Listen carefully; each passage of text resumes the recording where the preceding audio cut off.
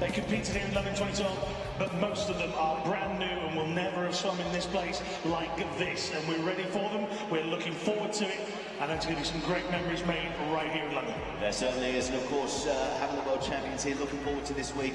What are you most excited to see? It's the new names for me. You always have that new cycle. Every time you finish the Paralympics, you've always got those new names to come. But watch out for the old guard as well.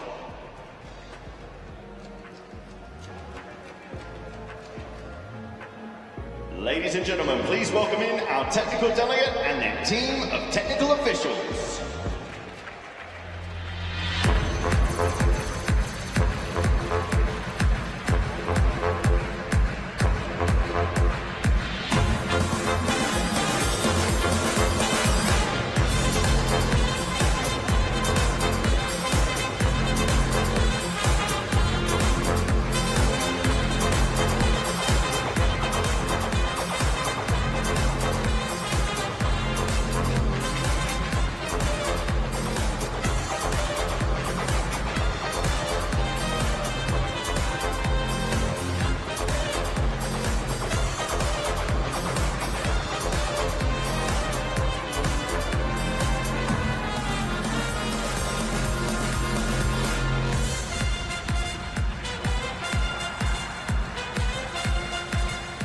The technical delegate for the event is Super Sad.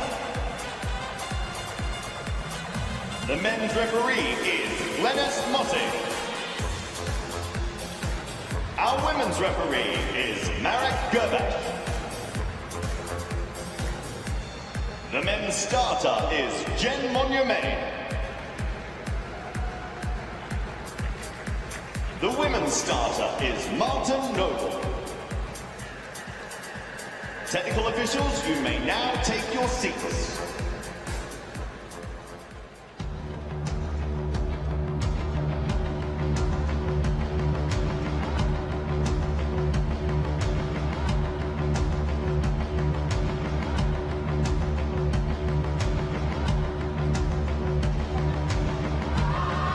So once again, good morning, everybody. Welcome inside the Aquatic Centre.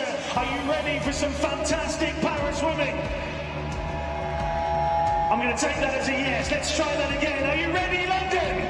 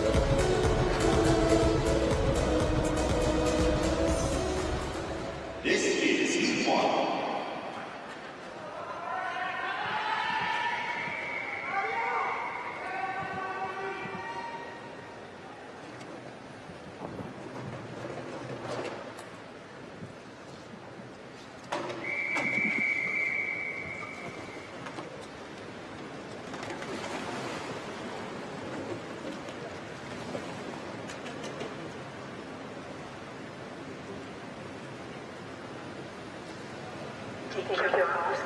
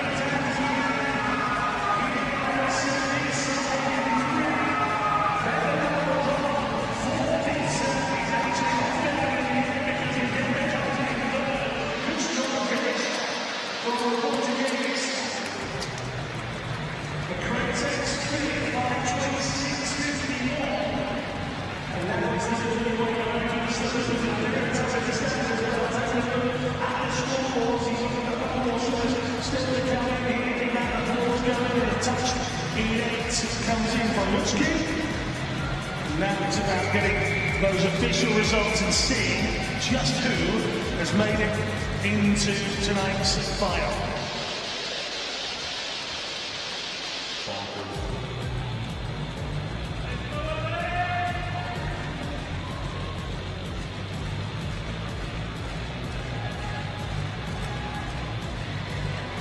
And there are your qualifiers through to tonight's final. Big congratulations to all of those athletes. We'll see them back in the water later on this evening. Yeah, good stuff there with Craig sneaking into the top 8 on the Hamish between them. Really was a quick finish to hit number 2. Well done to all of those. Both of the Gutierrez Bermudez brothers just dropping out of that final right at the end there.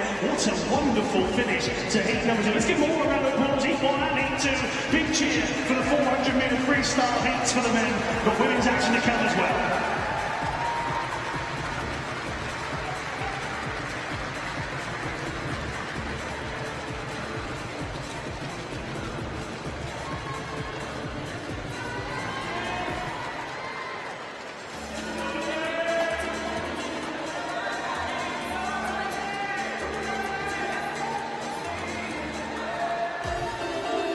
This is the women's 400-metre freestyle S6 heat.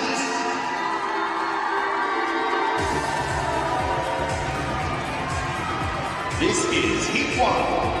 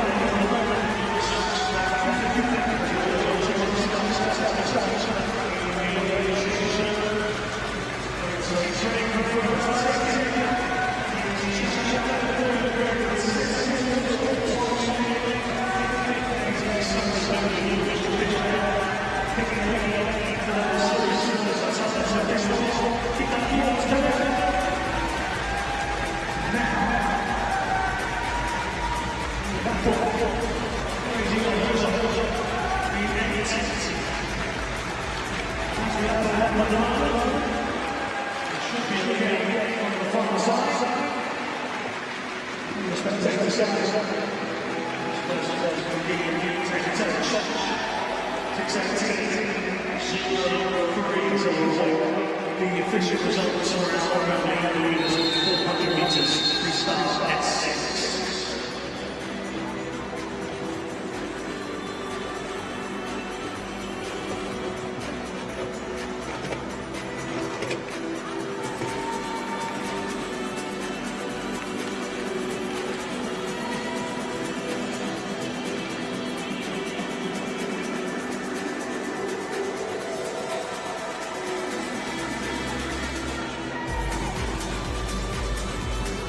Waiting for those official results. Let's give them a big round of applause, all of the ladies that took part in that 400-metre freestyle race.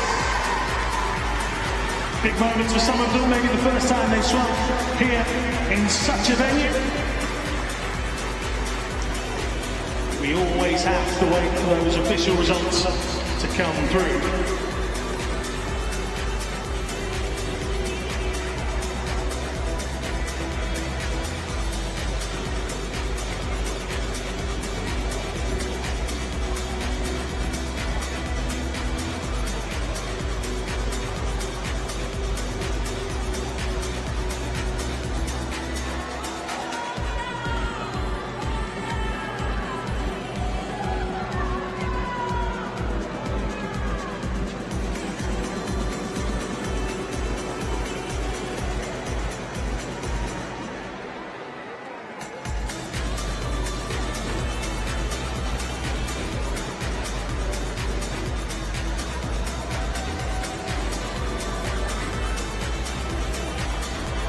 Don't forget, if you want to get in touch with us, hashtag London 2019. That's what you need if you want to use Twitter to talk to myself or John up here in the commentary box.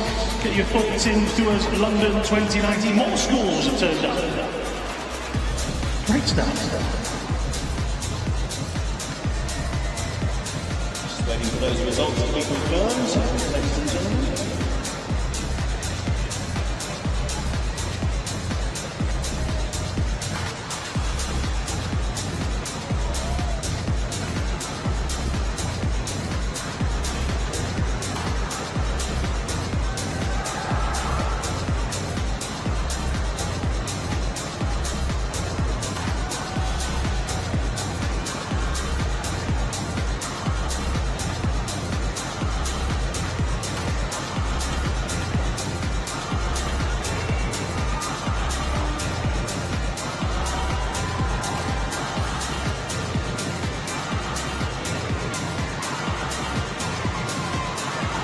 Okay, those results have been confirmed.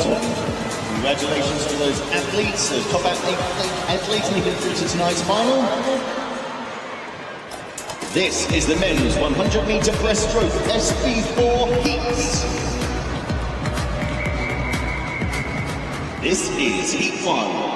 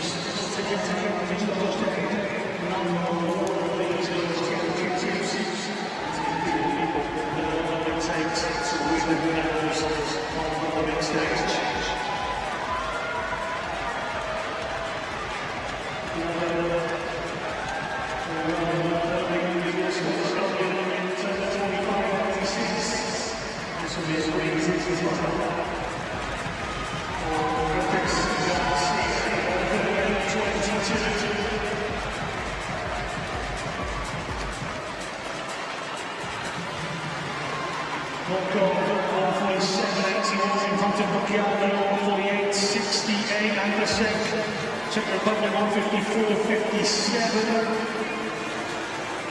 Most of the athletes start to come in. Remember, top 8 from the 2 heats will qualify.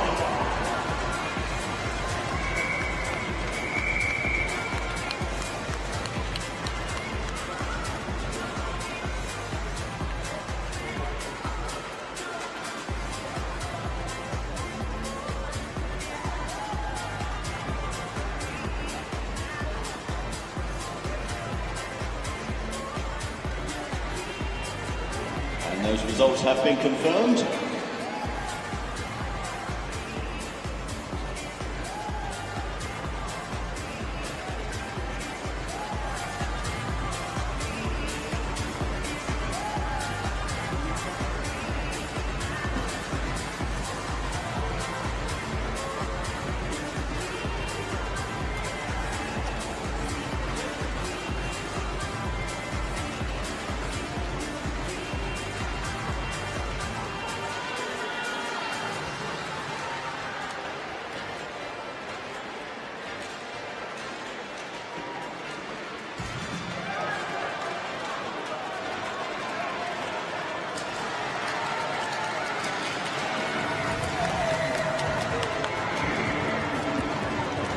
This is Citi.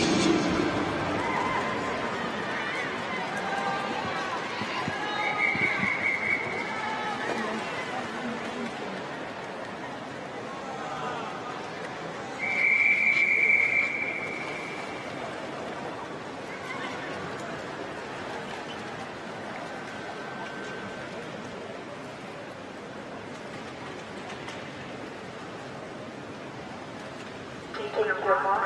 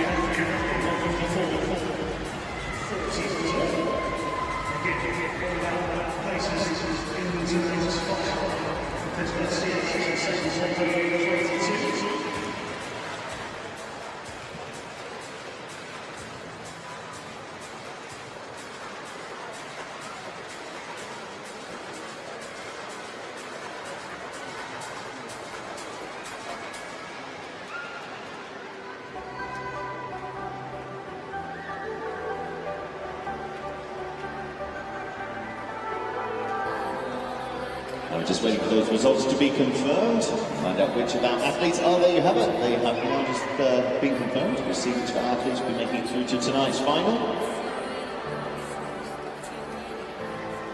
And there it is. Big congratulations to all of those athletes that are back in the pool this evening. So this is the top 8 that get through. Today from Fuentes Garcia, the Russian and the Colombian, with the fastest 2 times of each of those heats. They're not too far apart, just 1.34 seconds the difference. We'll see that a little bit later.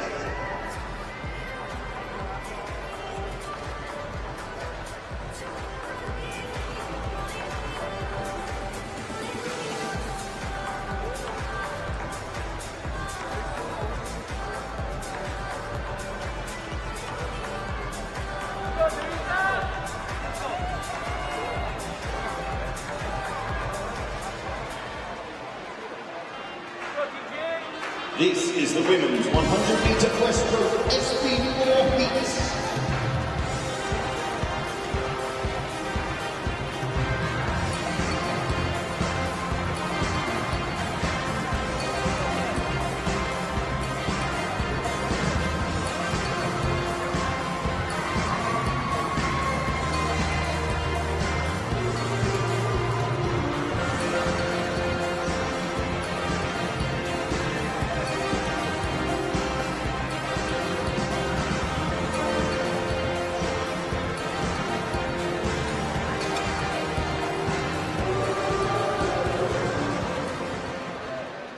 This is heat 1.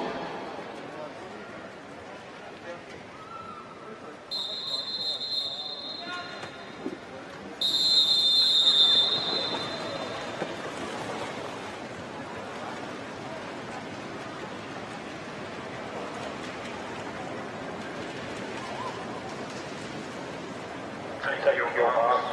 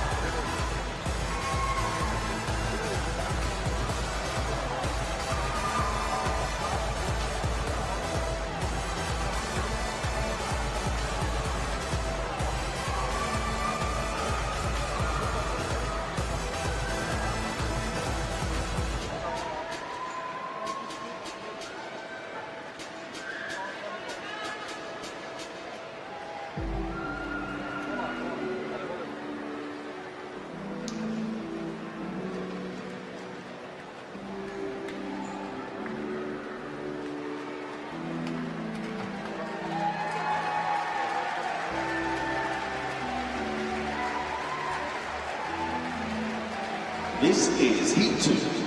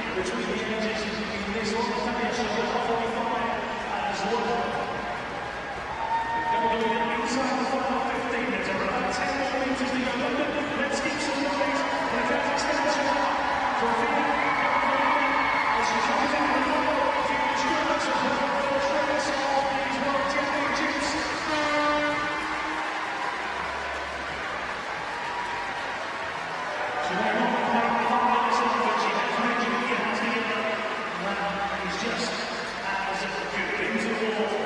She takes a touch. With 18 minutes left to race. Instrument has very, very difficult.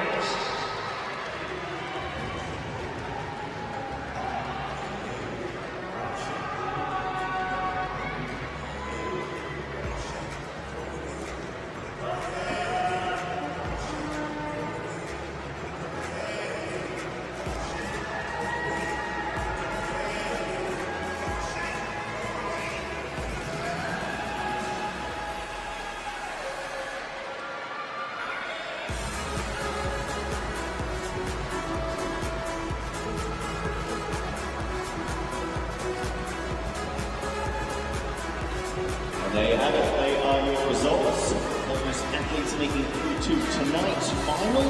Big congratulations to all of those that will be back in the water later on this evening.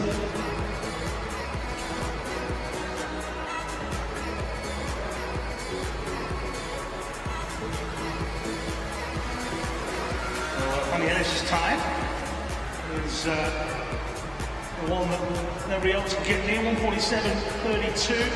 Gioni, Giretti, Italian charge in behind.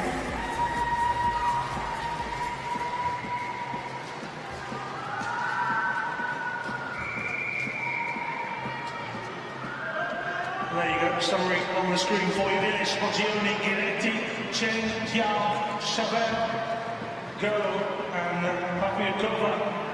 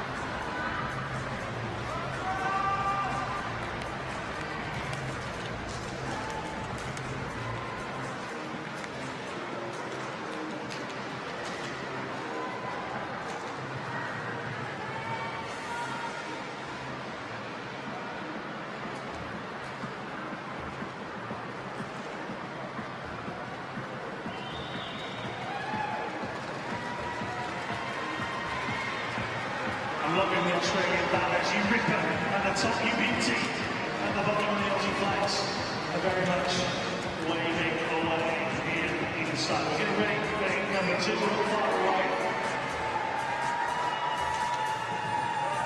moving on, this is Heat 2.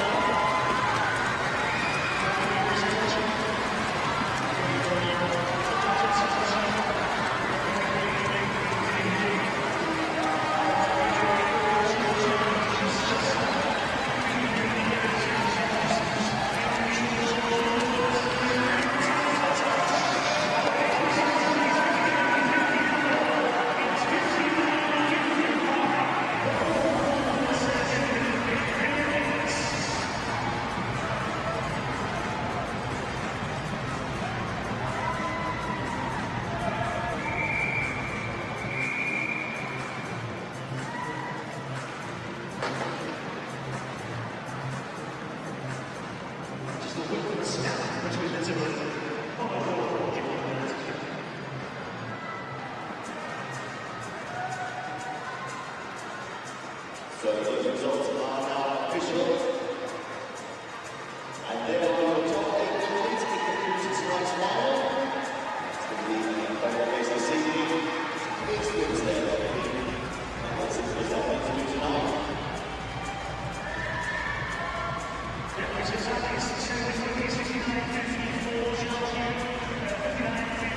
As I mentioned, just 1 of a second between the two of them in third position.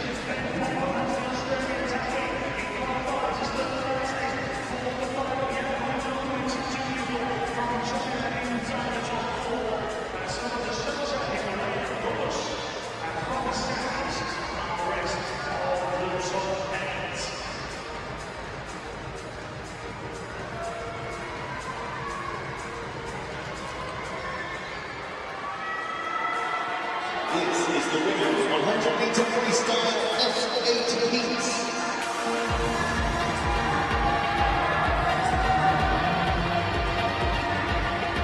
This is heat 1.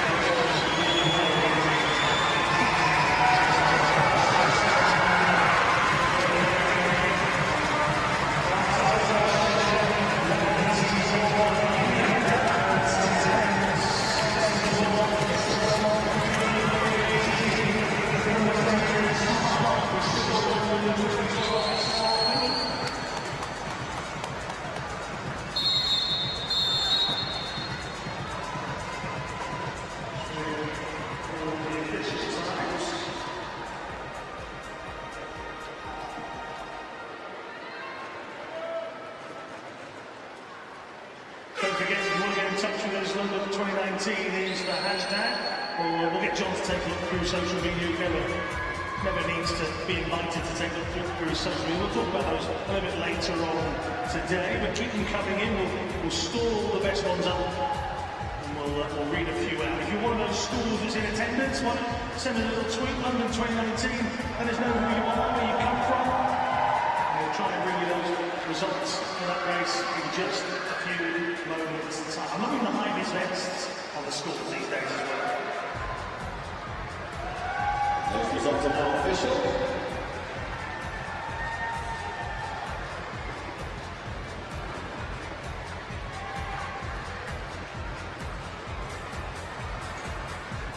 This is Heat 2.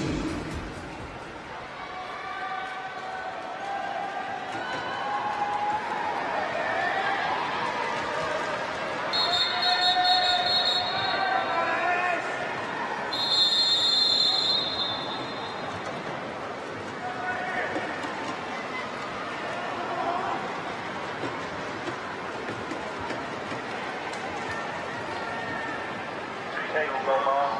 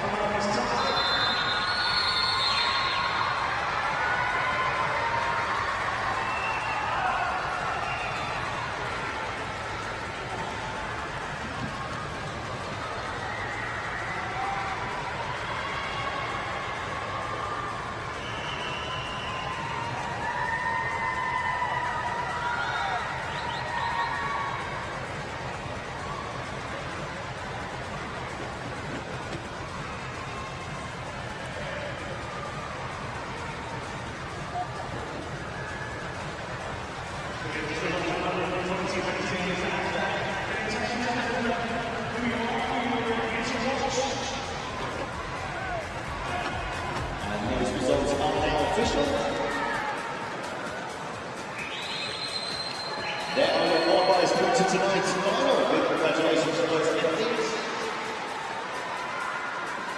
Indeed, just not leading away 1:06.916. There should be that's the top five. And the top 8 qualifying, they've got a little green dot next to them on your scoreboard, and that's how they go.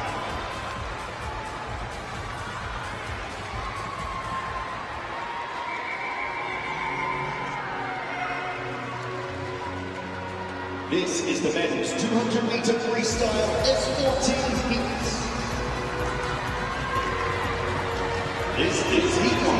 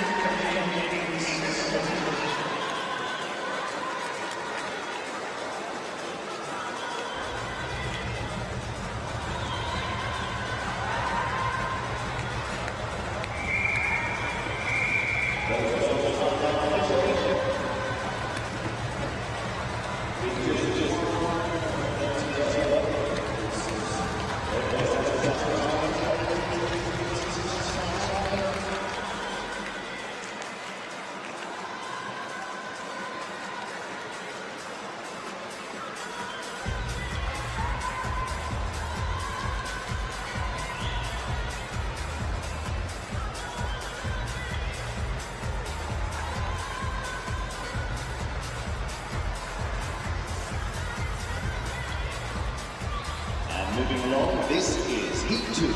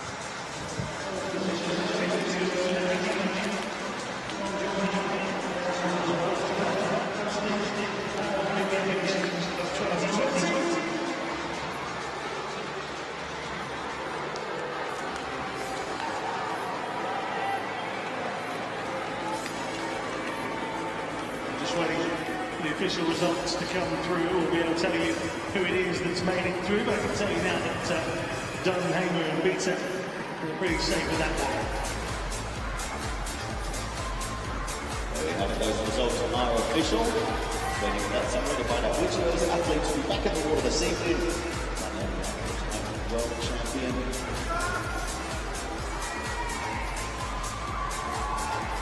And there it is. Big congratulations to all of those athletes for swimming again this evening.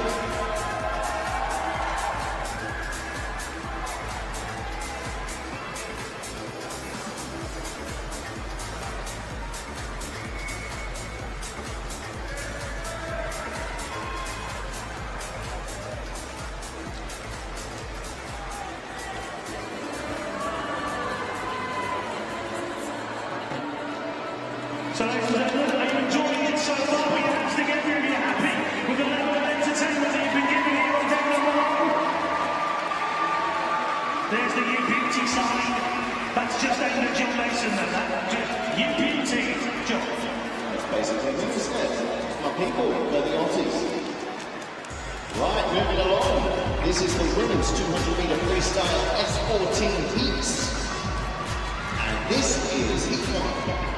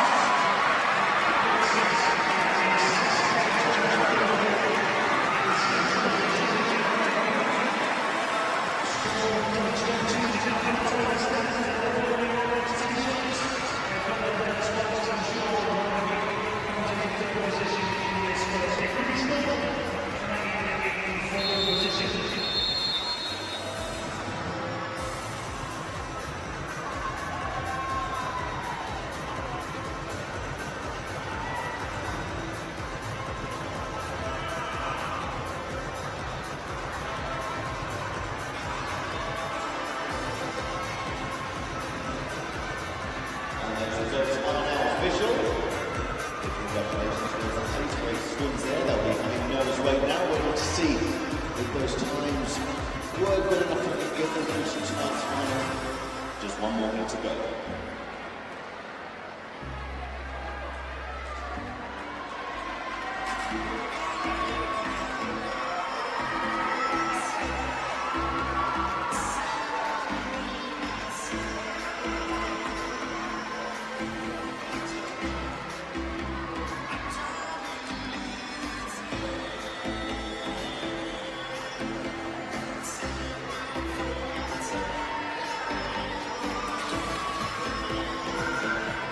This is Heat 2.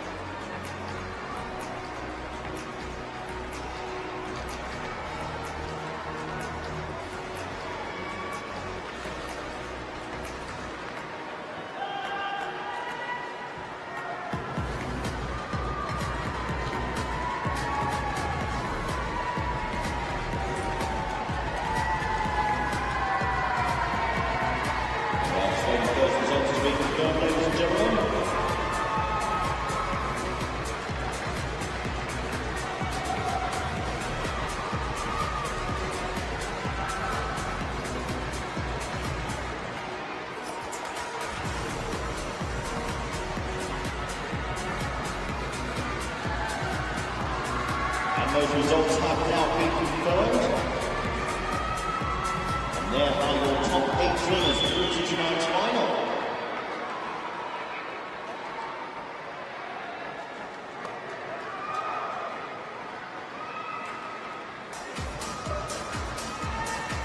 Well, we've had 2 heats of every race pretty much so far. The next one, even the freestyle, is going to be 3 heats of these. First, Happelbeck and Chavalino and Finnis.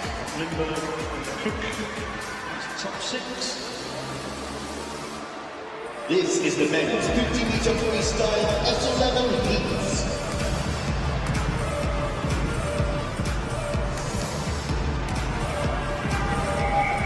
This is heat 1.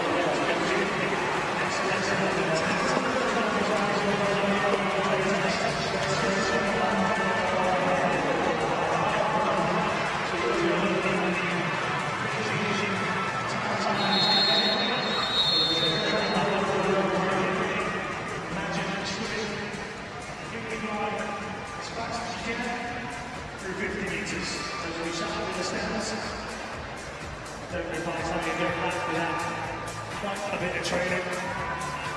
It is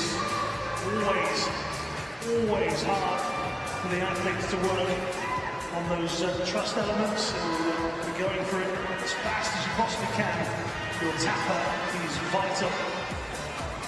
Got to make the touch at exactly the right time, the exact time that you would have trained over and over again to get the touch at the wall. Inamit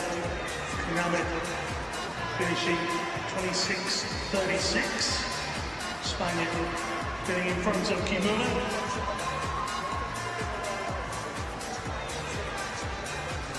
Third position, Galas Matakis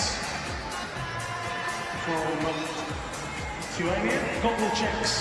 We'll talk about that during the next race, but goggle checks being done by the officials at the end of each of these races. And those results have been confirmed. Goggle checks done.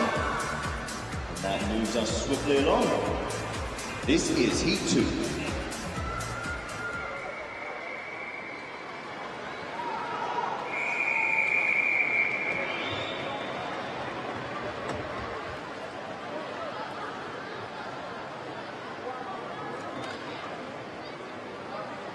Taking your mark.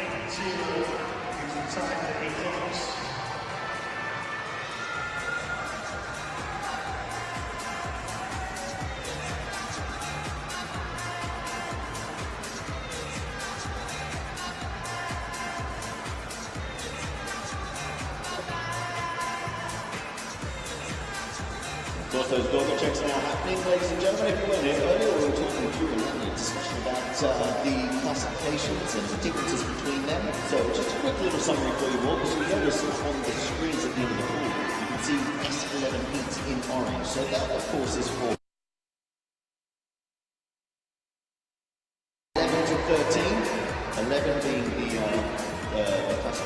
the highest level impairment and equals 13 with the lowest. If you missed out earlier, the physical impairments you see up there in yellow, they are 1 to 10 and 14 of course in white. So just keep an eye up on those big screens and hopefully that will make it a little clearer for you as we move through each of these events. You can see what classifications racing, what impairments they are, and of course how these athletes will move through those events.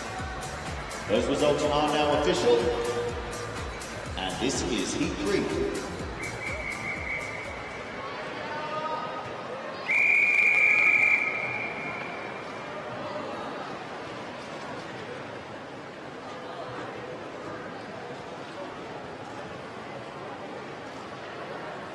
Take your mark.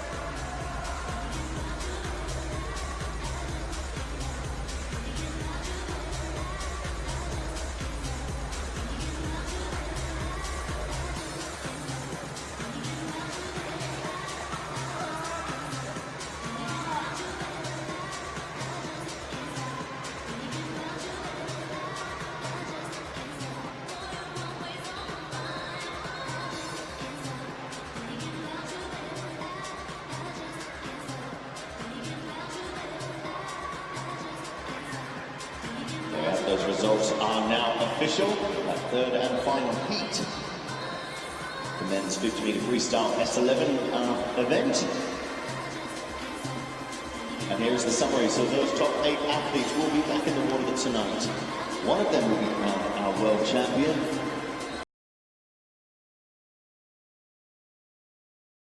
Championships. Great way to start. It's been fantastic action so far this morning, Allianz, and great, what can we say, heat swims. Really looking.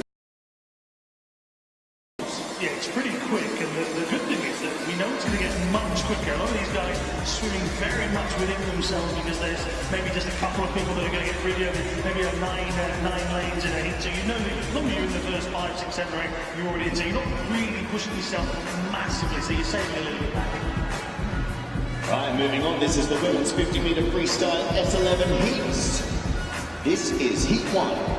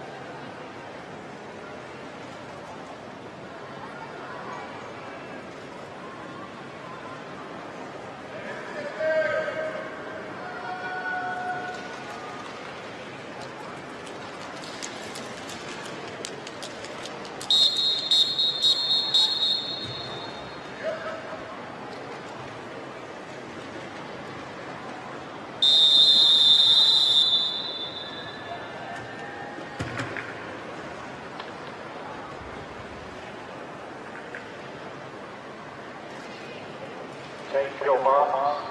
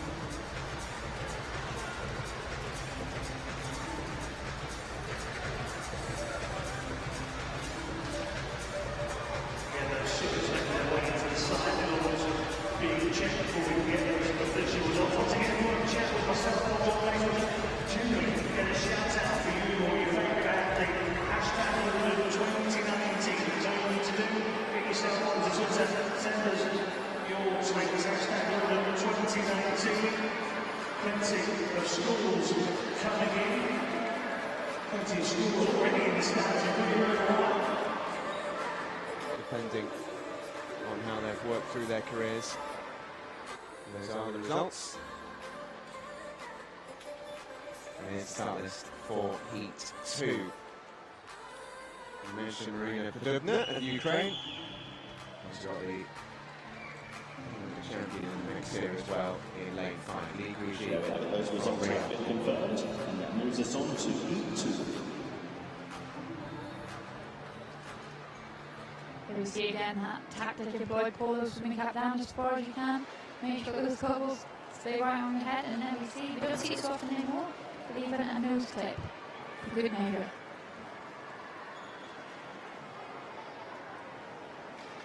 So you see Yana person of Ukraine in lane 1, they're not with any goggles on, so that will mean that her eyes are in fact artificial, so there is no danger that she would be able to see any light or dark, because that's what they try to do with the blacked out goggles, is get rid of that advantage that you might have being able to sense light from dark.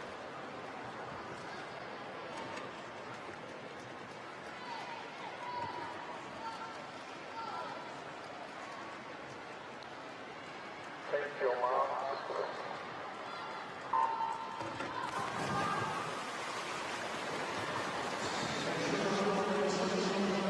See the two Ukrainians in those center yellow lanes getting away well. There's a bit of a tangle there in lanes 2 and 3, and 2 coming off better, but it is Marina Podubna who's doing very well down into the final 15 metres of this 15-metre race. Podubna taking it out. Guiji is challenging later on, but it doesn't look like she'll have enough to get there. She doesn't. Podubna half a second in front of the Paralympic champion. Two Chinese athletes in second and third.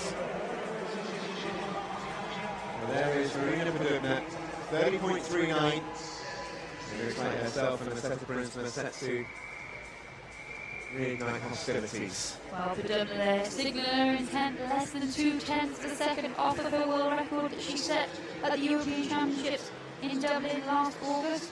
So exactly as you say, we are in for a treat this evening, providing everybody progresses without any drama.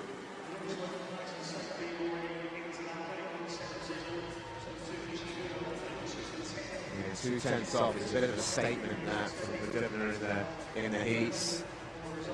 Quite often see with recent world records, they tend to cycle quite a lot until someone does something so ridiculous that has to stick around a little while. It was quite a bit of world record changing, and we'll see that over the course of this week. So setting the new standard. That was the result of Heat 2.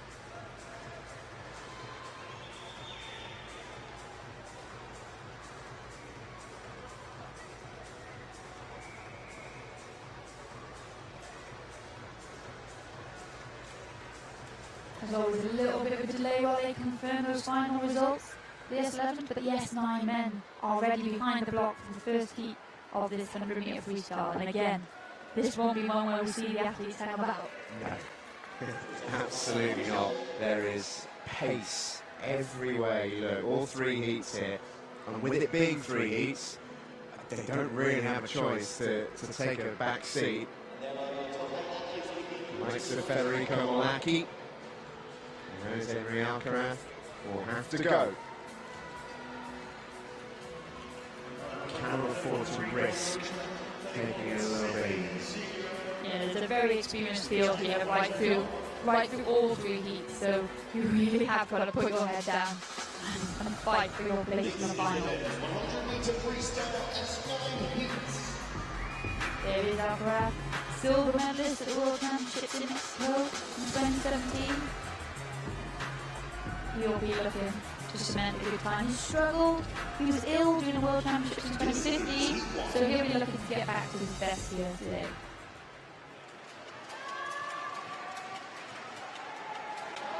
Final adjustments and final checks for our S9 students. Men's 100 free. And the cricket races are the whole program this.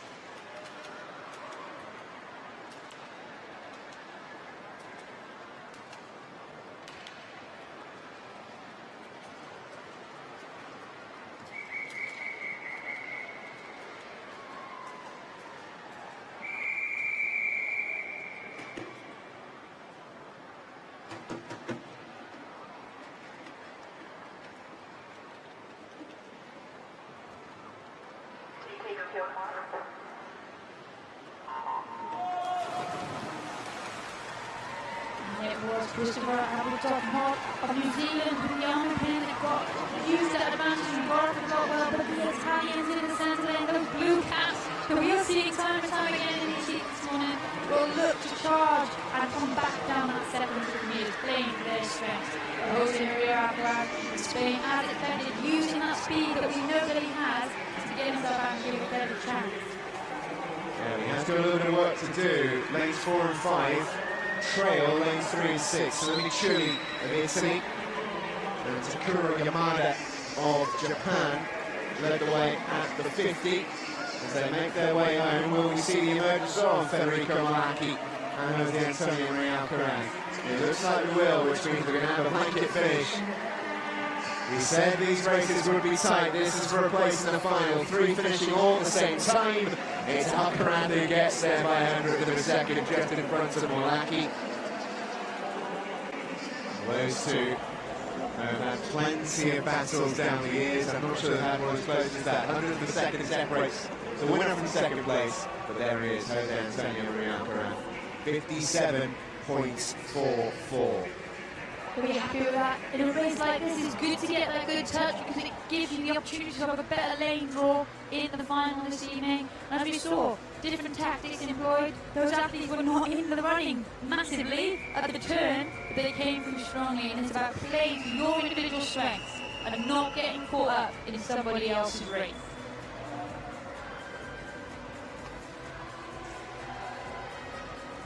That's what 100th of a second looks like.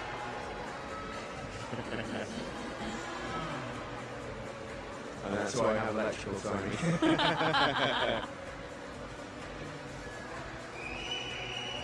Very, very close, which is what we like. That's how close heat 1 of 3 is going to be. Just imagine what the finals is going to look like. Very exciting prospect. There's the result then. The top 3 all going very quickly. Alcaraz, Malacchi and Chile will all be hoping for a place in tonight's final. It's not guaranteed. It's very, very quick swimmers. Still to come in heats 2 and 3 years. Some of them are as champions from the distance and goes in 4. Alongside plenty very, very quick swimmers. Brendan Hall, his teammate, at lane 6. We'll expect to be there or thereabouts.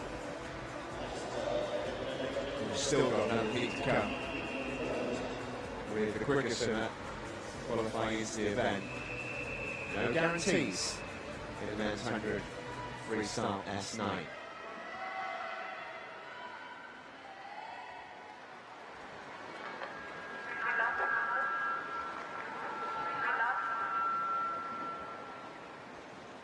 Brendan Hall just having a look around there. The announcers told him to step away from the starting block for a minute.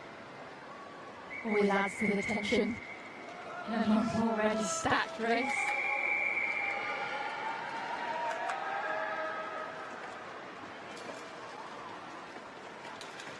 Here we go. You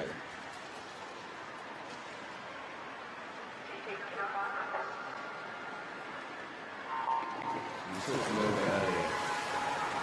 You just got to focus on yourself in heats like this. But when you know it's such a stacked field across all 3 heats, that has to play something in your mind to tell yourself, yes, I'm going to focus on myself, but I've got to go quick.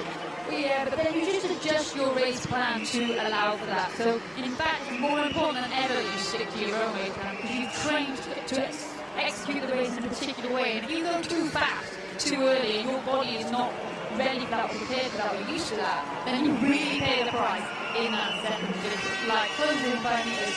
And here we see those 3 yellow caps. It was Paralympic champion coming up this year. Went out very well out the first 25 meters.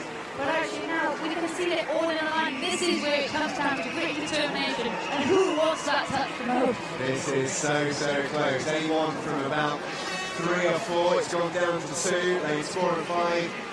Aussie versus Brazilian, and it's this who gets there. 400s in front of Arita Silva of Brazil.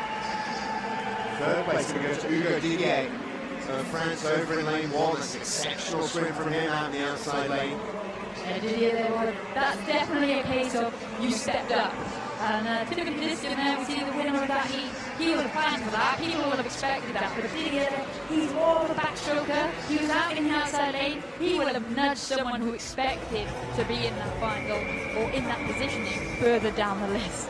Yeah, that might have been the Belarusian as well, who was leading at the 50. That's Yahor Shkalkanau of Belarus, leading at the 50.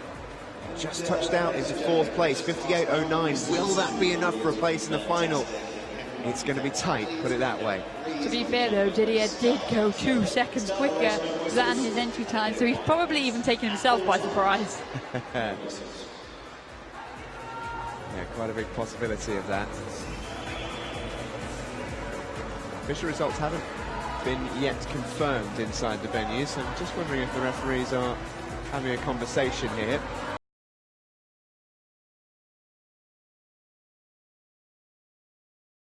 Past even in a heat. Well, speaking of youth on their sides, there's some youngsters with an array of flags. And it's lovely to see. I mean, it's a geography lesson, isn't it? Yeah, I guess that's how you sell it. We're going on a school trip to learn about the world. There's some Laseta Brunsma fans by the look of it. And I love the fact that wherever you go, you can always tell where the Netherlands fans are.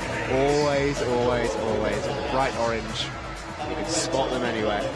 Similarly with the Aussies, and they're green and gold. Yeah, absolutely. It looks like we do have confirmed results, and no change. It's Timothy Juskin who wins it, Reuter Silva in 2nd, and Hugo Didier in 3rd. An anxious wait for all of our swimmers there, but particular for Yahor Shkalkanau and Malte Braunschweig of Belarus and Germany. Brendan Hall too, finishing 6th. This is Heat 3. Here we go then with Heat 3.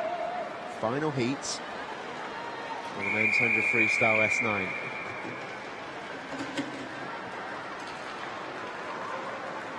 Simone Barlam is the headliner into this one. 3 Russians either side of him. Liati Maki is also in the mix. And you know when you've got someone like Liati Maki who's a perennial contender in late 7th, you know it could be a close race. It does show the quality of the drill, but as you say, Simone Barlam, he is the man to be in this event. He's chasing that world record. He's only 11 hundredths off the world record of Rowan Brothers from Australia, which was set way back in 2014.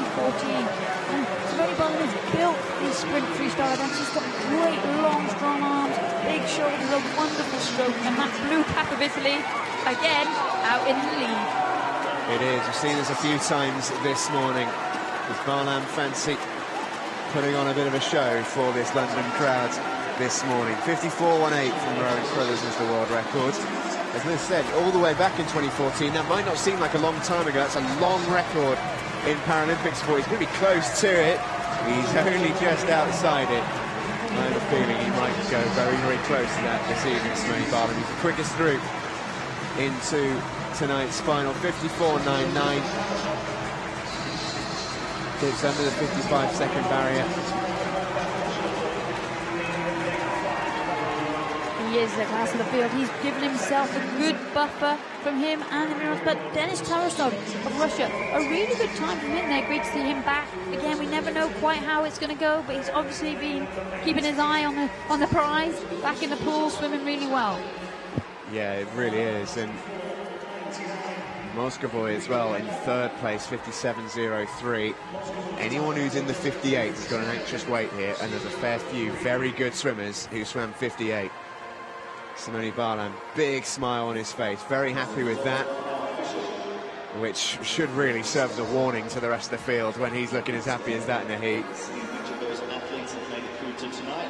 So then, it was so close. In tonight's final, Jose Just 2.45 Antonio Maria Alcaraz, who won Heat 1, is the last through to the final.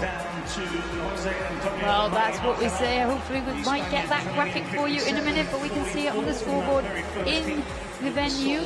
And it just does go to show you cannot hang about in a quality field, especially in Heat 1.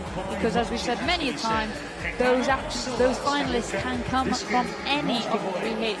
your position in your heat is irrelevant. Yeah, Federico Malacchi and Simone Ciulli just missing out as well. They were quick through in Heat 1, but not quite quick enough. Those are the finalists then, and that is an absolutely stacked field for tonight's final. Really, really looking forward to that one already. Simone Barland, though, almost in a class of his own there. 54.99 is freakishly fast for a heat, considering it looked like he had plenty more in the tank. Yeah, I think you said about getting into people's heads, and when he smiled at the end, that shows he was happy. He was surprised with how easy that felt and how quick it was. Yeah. It's a smile, but it's almost like a menacing warning, isn't it, for the rest of the field? Plenty of Italian flags in the mix there, handed out to some of the crowds. And some slightly bigger ones at the back of the crowd as well. Italy always well supported, always well represented, especially in these Paralympic events. And they just seem to be getting quicker and quicker and quicker, the Italians. Yeah, you get nations that do that. They work cyclically and basically, and the Italian group really have progressed and just grown momentum, gathered a bigger team than they used to have. They had a brilliant Mexico World Championships, and I bet they can't wait for Tokyo next year. But now we're on to the women to see what they've got for us. It's the women's 100 metre freestyle S9, Heat 1. Tony Shaw, Great Britain. Lane 3, Soraya Gascon. And they've got an Ellie Cole returning to the pool that she won her very first individual Paralympic gold medal. She'll be going in lane 5.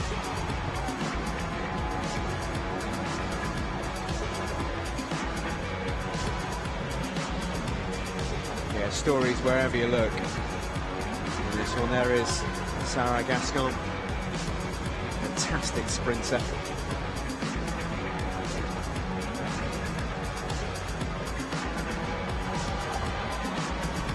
Was in Mexico in 2017. This is Heat 1.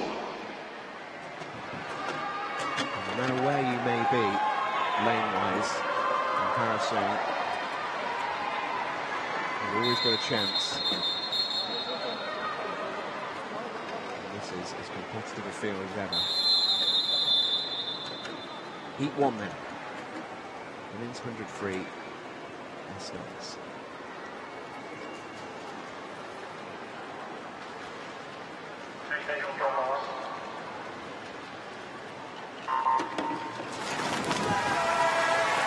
There we see the 3 athletes in the middle of the pool getting away well. Ellie Cole's worked so hard on her reaction time to try and stick with those athletes who used to get a better start than her due to having stronger legs, but it is all 3, there's 4 of them in line. Tony Shaw of Great Britain going very well down his first 50 metres.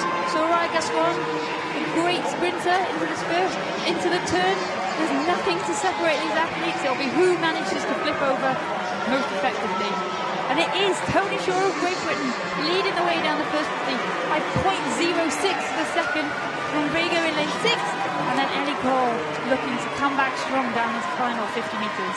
Yeah, this is one of those where it's such an incredibly stacked field. Heat 2 is possibly, if possible, even more stacked. So many quality athletes in this one. Leading them home in lane 3. Who's going to be the Great Britain Tony Shaw. 63.24. Very nicely done indeed. Soraya Gascon dips below Ellie Cole. Just beats her to the punch on the touch. Ellie Cole second place, Soraya Gascon third. There's the winner, Tony Shaw. One of the slightly newer crop of British paraswimmers. Tony Shaw, she's always, another athlete, always smiling. Yeah. Always pleased. I think she still sometimes is in awe of the people that she's racing, but she needs to know that she deserves to be here. And she's got great company with Soraya Gascon and Ellie Cole. They're finishing in those top 3 positions. But the best time for Tony Shaw, and that's all you can do when you come in as a young athlete. Just keep producing personal best times.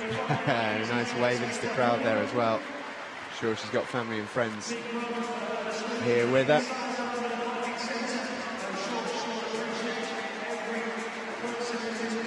Still got 1 minute in to come here to finish. In lane 0, that's 3 to Toulon, Nepal.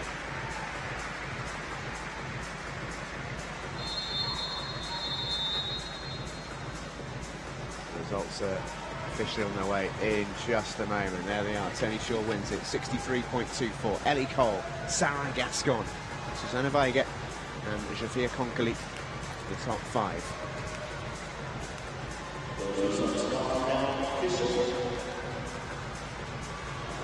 Konkali and Markkinen in particular will have one eye on heat. This is why. Steph Millward, Elizabeth Smith. Huge, huge heat this.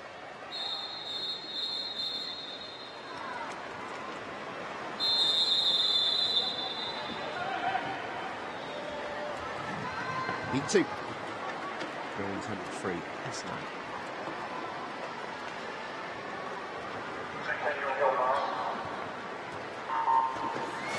A little bit about Simone Barlow and the threat of a smile when he swam so quickly in his heat. Sophie Pascoe has been saying before this championship she's never felt happier and more confident in a pool. That's got to be pretty intimidating for her rivals. Yeah, she's had a great year this season so far. She PB and breaking world records, and actually she's come into this event.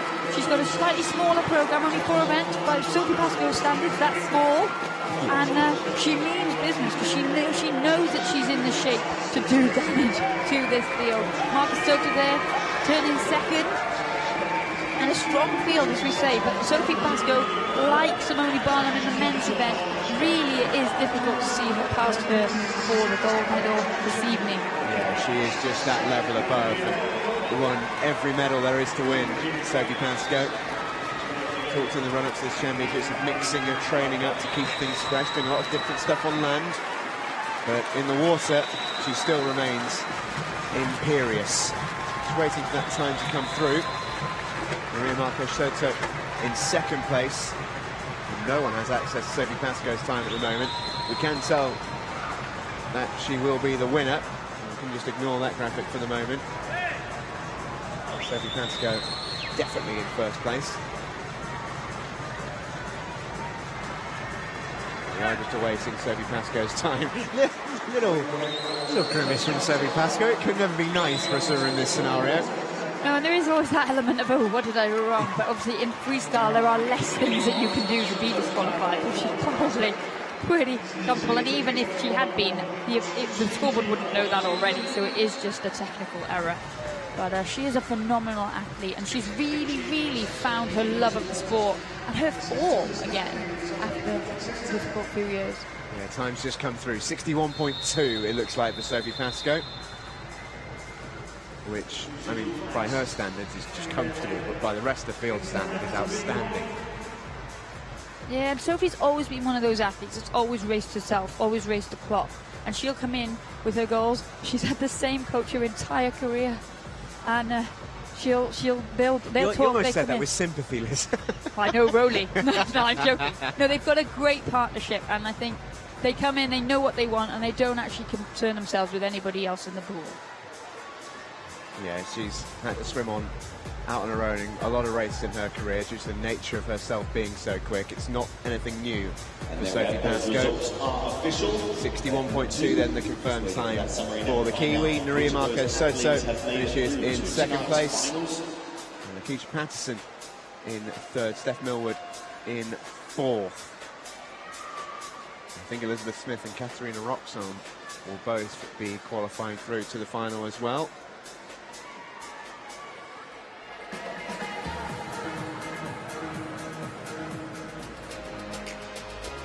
These are the swimmers who will advance to the final. Steph Millward does indeed make it. Sophie Pascoe the quickest, no great surprise there. Look at Tony Shaw, 103.24. She'll have lane 5 next to the great Sophie Pascoe. What a moment for her. Our first backstroke of the championship is upon us. It's the S12s, visually impaired class, men's 100 metres. Up next. This will be a quick one as well.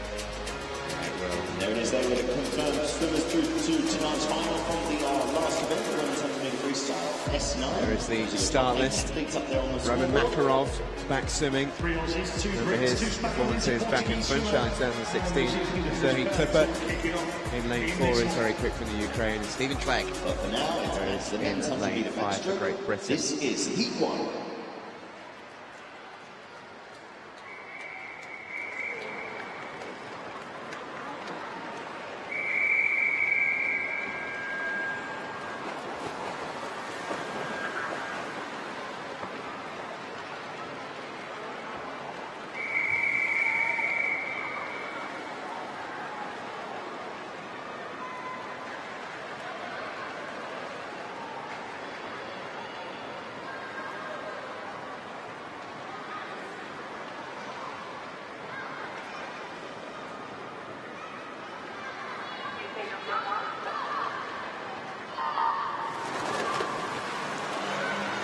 Stephen Clegg there of Great Britain getting away well with company from Bashkevich of Belarus in the lane above him. Obviously comes from good pedigree in the Clegg family.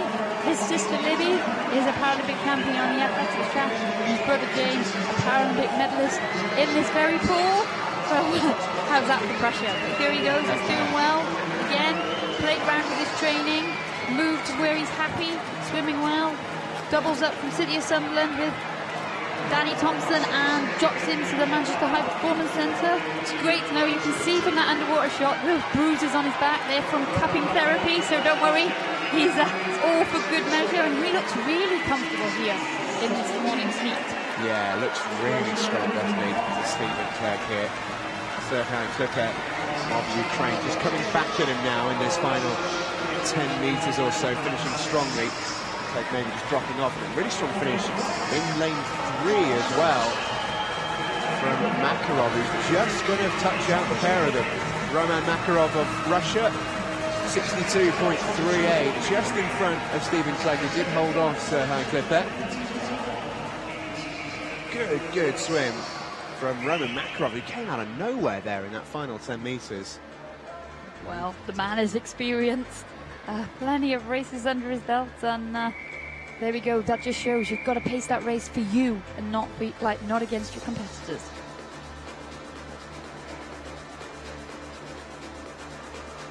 Another element there with the VI classes and them swimming backstroke, not necessarily the best awareness of those swimmers in other lanes as well. To be honest, this pool is not great for anyone swimming backstroke because it's a lovely design and it looks amazing, but there's actually no straight line on the roof of the pool to follow.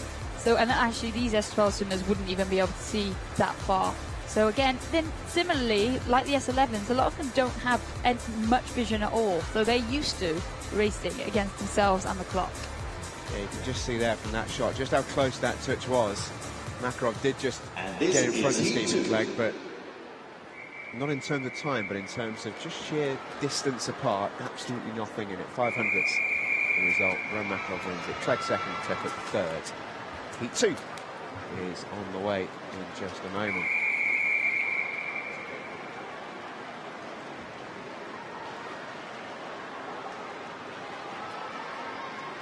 Here comes Heat 2 then. Yaroslav Denishenko, the quickest through of anyone into this event. Roman Salai of Azerbaijan, the first Azerbaijani athlete we've seen at these championships so far. He's a very quick swimmer. He goes in lane 5.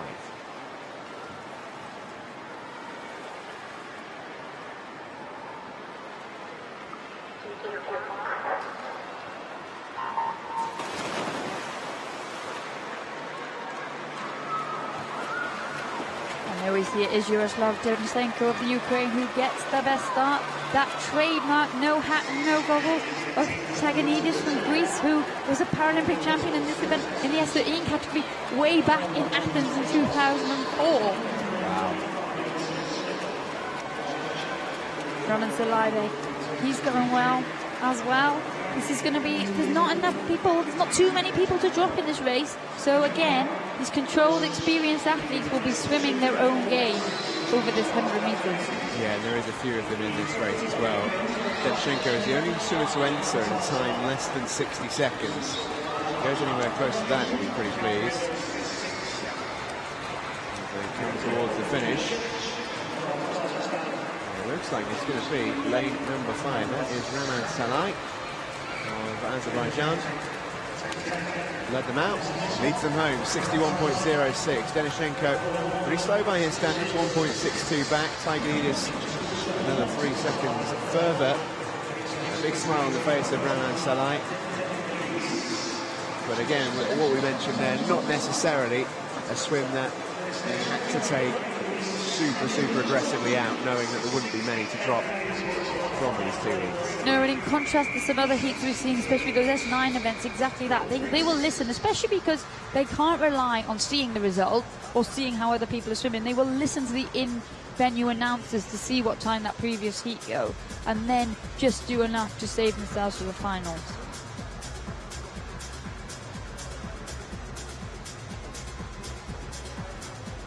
Denisenko looked really smooth there to get that 2nd place. So I'm pretty sure he'll be thinking he's got more in the tank for this evening, because it is going to be a close final. Yeah, it certainly is. Here's the official results. Raman Salai, 61.06. Denishenko, 7/10 back. Tigridis, as mentioned, the Athens S13 champion. Those results have been 15 years ago now. For that heat. Yeah, 15. There's some athletes in this. Nobody got born then. Those are the ones advancing through to the final then. Tigridis does indeed make it, sneaking in on one of the outside lanes. Raman Salai will qualify through quickest. The 3 in the earlier heat all went very close to each other. Another bit of a challenge from Salai and Denishenko. That one should be a very good race.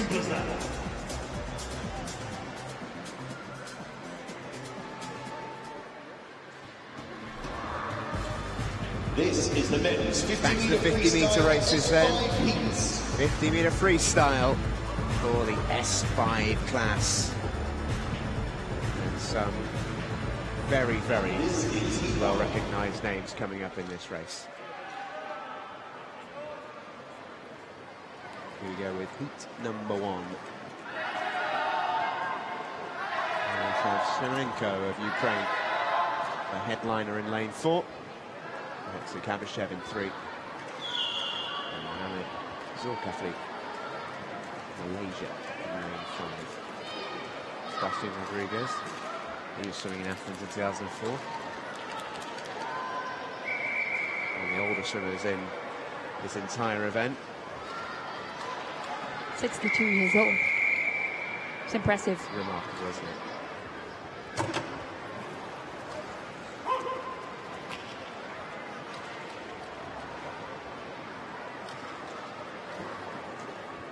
He was in Sydney, Paralympic champion in Sydney. Yeah, nearly 20 years ago. Stop with this. We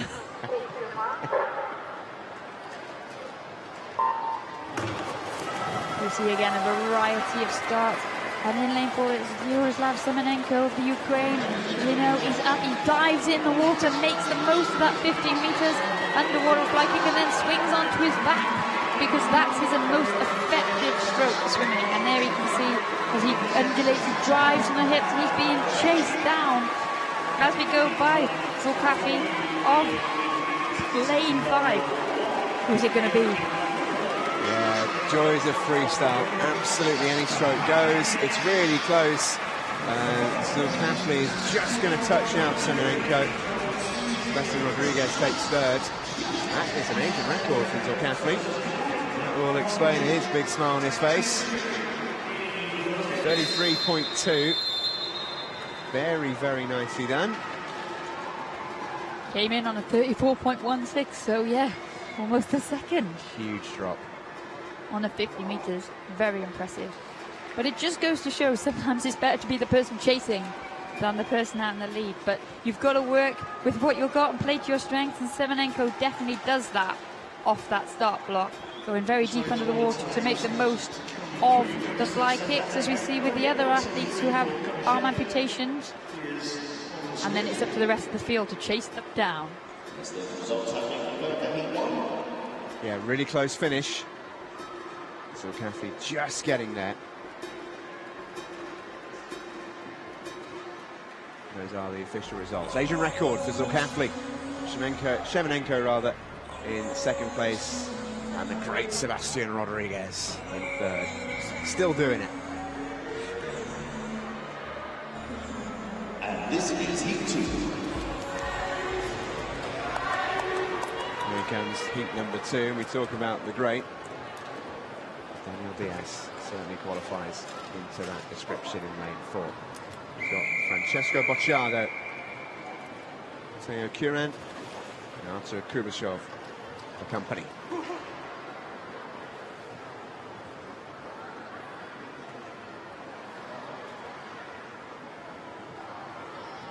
Take your mark.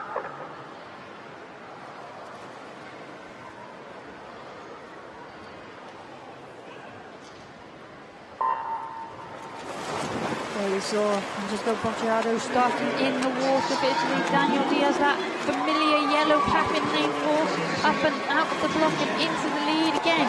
He's another athlete that has to make the most of that advantage, because he's going to be chased down by Bocciado as they come.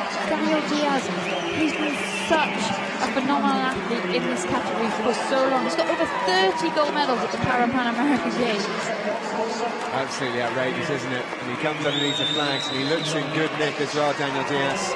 In he comes, 32.54. He'll qualify through into lane 4 on tonight's final. Bocciado is not too far back. Kubashov in third. Well, there is a familiar face of Daniel Diaz. Seemed to win almost everything in Mexico a couple of years ago.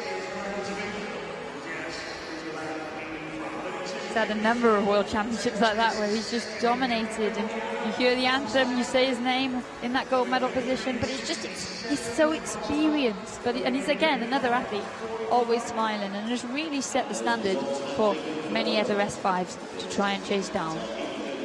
Yeah, he's a World Series leader as well, Daniel Diaz, which just shows how quick he is in terms of the multi-class element. So many World Series victories for him. Finalists have been confirmed as well in the venue, so we'll get that to you pretty soon. Daniel Diaz quickest through.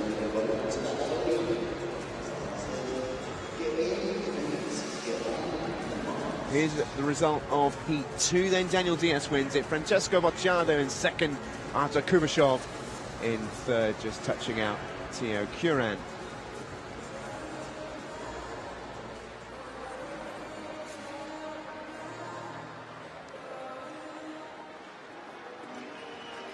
Number of those athletes straight in off of the 100 breaststroke. Yeah, certainly are. And then here is your finalists. Daniel Diaz, the headliner in lane 4. Zulkafli gets a good lane draw, so too does Semenenko and Bocciado. The outside lanes, Sebastian Rodriguez and Shiazbek Daliev of Kazakhstan. Set us up for another exciting race. We're getting a lot of times from these heats, the suggestion we're going to see some tight finals tonight. Yeah, mouth-watering prospects across the board.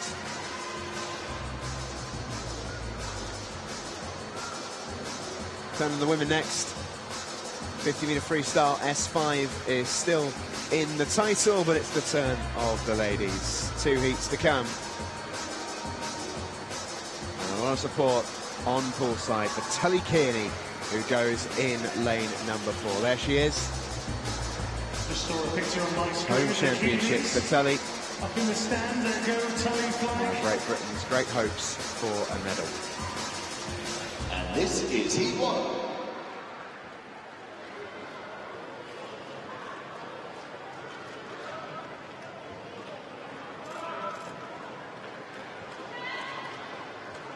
Almost ready to go then for heat 1. 2 to come in total.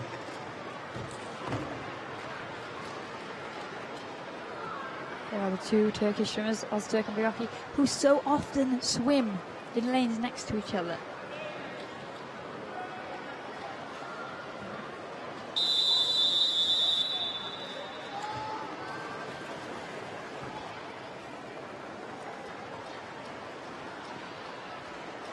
Four on the blocks. 4 in the water. Here comes heat 1. Take your mark.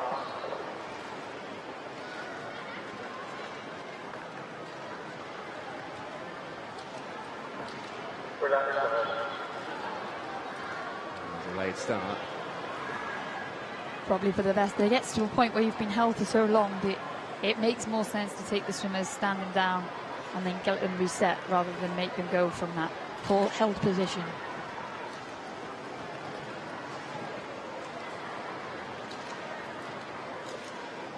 Just ratchets up those nerves and touch though.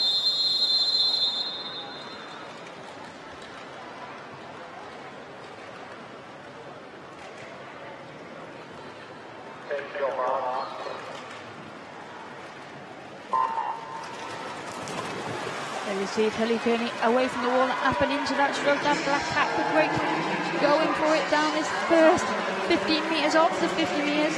She knew Bodrioni of Italy in the lane next to her would get a good start, but Kelly Kearney really is taking charge and taking this event to the rest of the field. Yeah, she really is. And look at the lead she's got already. With still 10 metres to go. This is a dominating performance this from Kelly Kearney. Really, really impressive swim. It's going to be a quick time as well. 36.51. Wow, that is quick from Kelly Kearney. Entered with 37.42. Was a full second inside that.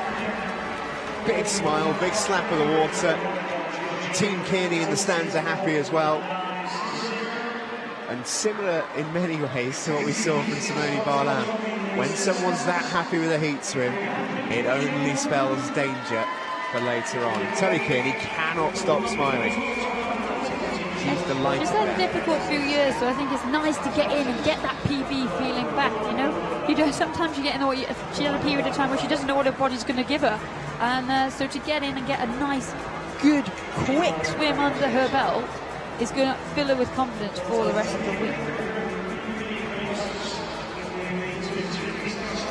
Yeah, it can really work to your advantage having an early swim. It sets you up nicely for the rest of the competition. A lot of our swimmers have busy programs. Oh, her mum's there with the flag. Perfect. You always have good home support. You can rely on them. And then that smile matches reflected back. She's absolutely delighted with that.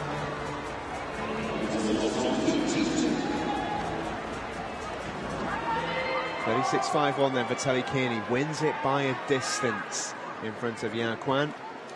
There's been a DQ in there as well for Shen Jun Tong.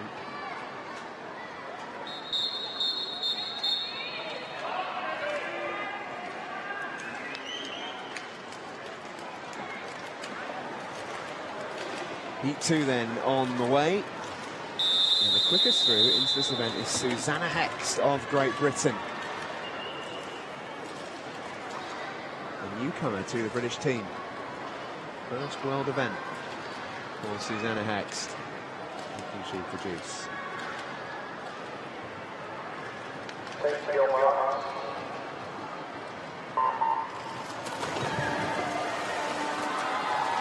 Good start there in lane 4, getting away well. It was Susanna Hext of Great Britain.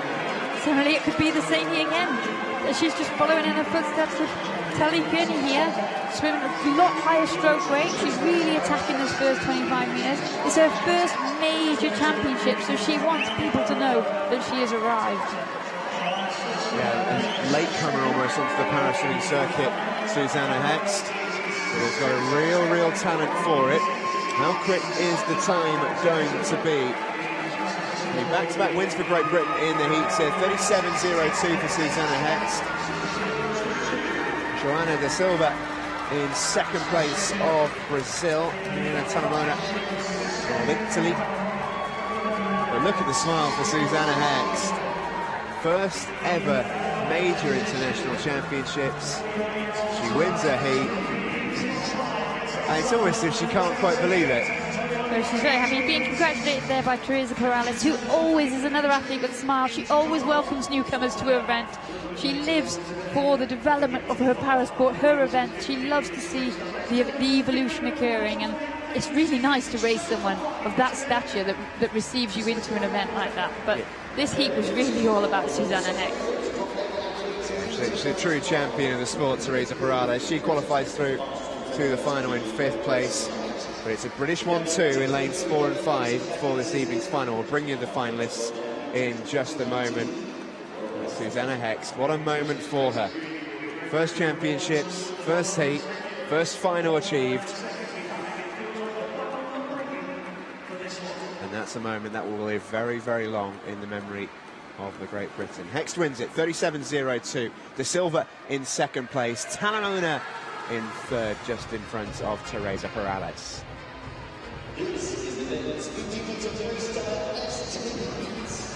And these are your finalists. Kearney and Hex lead the way. De Silva will get a decent lane draw, so too will Talamona. Boggioni and Naruta sneaking in on the outside.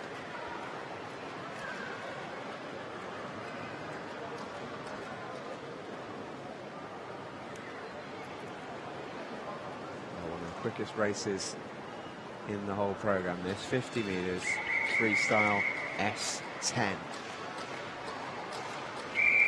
Olympic champion Maxim Krypak of Ukraine going in lane 4.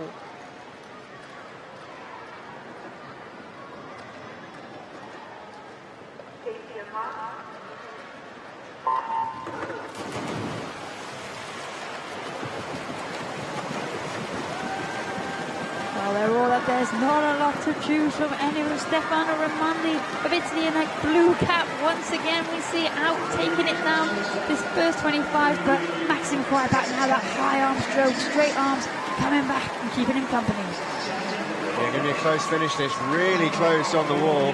10th of a second in it, it didn't look that close, that's for sure. Raimondi touched out then by Krypak. Grigoriev is in the mix as well for Russia, he finishes in third. 23.94 then for Maxim Krypak of Ukraine.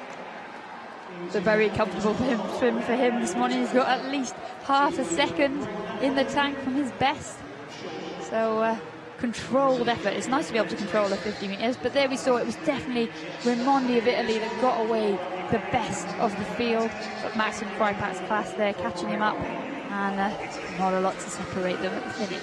Yeah, he really had to work hard there, Krypak. You're right, he didn't get the greatest of starts. He really used his strength to pull through, especially in that final 20 metres or so. Grigoriev third, then David Levesque in fourth. Not a loaded field in terms of numbers, so we'll wait to see what the standard is like to get through to the final. This is heat number 2. Felipe Rodriguez, the headliner in lane 4. Got Rowan Crothers and Dmitro Benzenko for company either side of him. This is heat 2. The start so important in this 50-metre freestyle for the S10 men. They haven't got a lot to separate any of them. We see that yellow cap of Felipe Rodriguez in lane 4 for Brazil. But Rowan Crothers also wearing a yellow cap in Australia. He's going to be chasing him down. Yeah, it's going to be a close finish as they come towards the wall.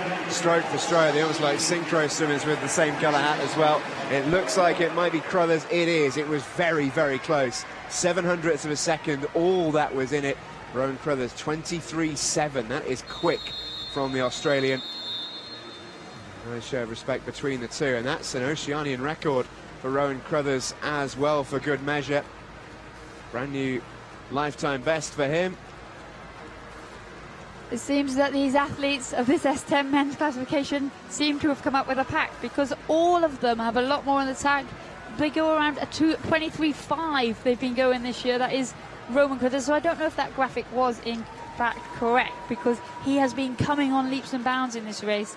Felipe Rodriguez with a 23.5 this year, and then Maxim Krypak, we all know what he's capable of. So super exciting race lining up this evening. It'll be a battle of the nerves. Yes, it will. Who can hold their own?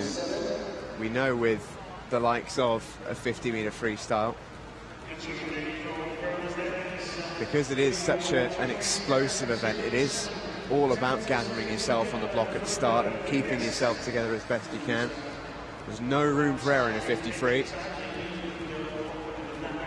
Get the finalists on the board for you in just a moment. Rowan Crothers then, 23.7. Felipe Rodriguez is going to be in lane 5. Maxim Krypak will take lane 3 in tonight's final. Don't care about Stefano Raimondi. Very good time, 24.04. May well be good enough to get himself in the mix for medals later on. Yeah, I think that's one of those examples of an event where sometimes the time goes out the window and it's just about getting your hand to the wall first and getting that World Championship title to your name. Next up then will be the women's heats for the 53 S10. We'll start this for heat 1. Chantal Zuideveld of the Netherlands as the headline draw in lane 4. Maria Barrera and Alessia Scortacchini either side of her, Colombia and Italy respectively. Italy have had a fantastic morning. Is that about to continue?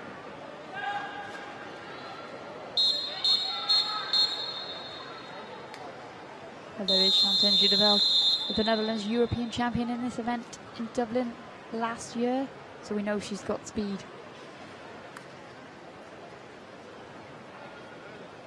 Take your mark.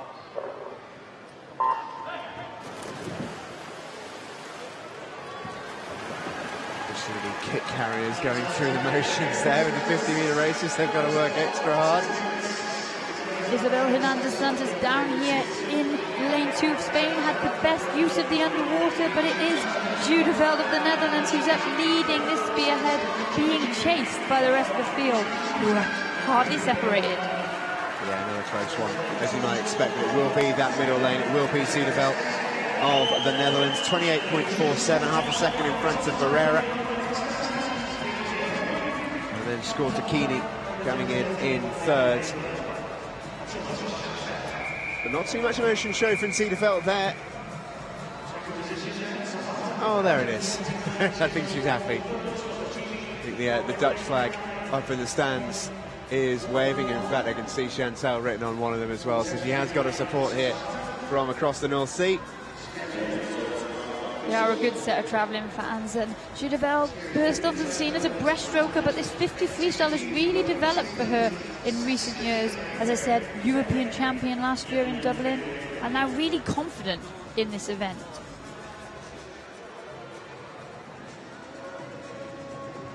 Yeah, that's exactly what it was, wasn't it? It was a confident, commanding swim.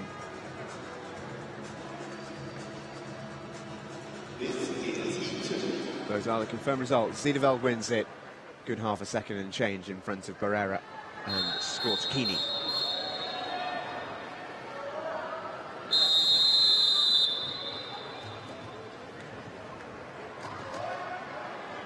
Here comes heat 2. Aurélie Riva of Canada, the quickest through into this event. Quick start there, Aurélie Riva, that white cap of Canada. She is the Paralympic champion. She has got a busy program here, but she's got company from Chen Yi of China in lane 3 in that black cap, and Zara Malulu getting in the middle in that for Great Britain in lane 5. You need to get out of that wash or you slow your times down. Yeah, it's Aurélie Riva and the rest. That's a superb swim from Riva. 27.5 for the Canadian. Very, very nicely done. In fact, only about a tenth of a second outside of her world record time that she set all the way back in Rio 3 years ago. So that gives an indicator of where she is. Aurélie Riva with a fantastic swim this morning. In front of Zara Malulu, end up in second place. Chen Yi in third. Jasmine Greenwood wasn't too far back either in fourth. But it really was Aurélie Riva out on her own, and then the remaining 3 behind her. And we see that Zara Malulu did really well to get that second touch for Great Britain, because she was down against the splash of Aurélie Riva's powerful kick as we came into the final 5 metres. You mentioned she's got a busy programme. That's her first race. One can only wonder what sort of week that Aurélie Riva might have here. 27.5, nearly world record pace in the heat for the 50 freestyle swimmer. Zara Malulu, Chen Yi and Jasmine Greenwood all going pretty well. Here are your finalists then. Stacked final, but can anyone stop the Canadian? Oli Riva will have lane 4 tonight. 27.5, second in front of the next quickest Chantal Citi fans.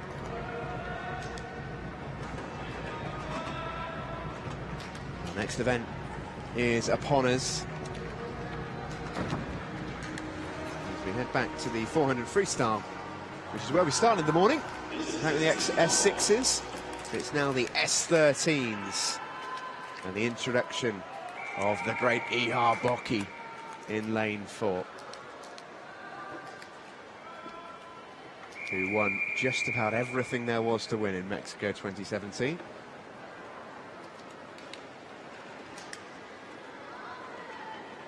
Multiple world and Paralympic champion.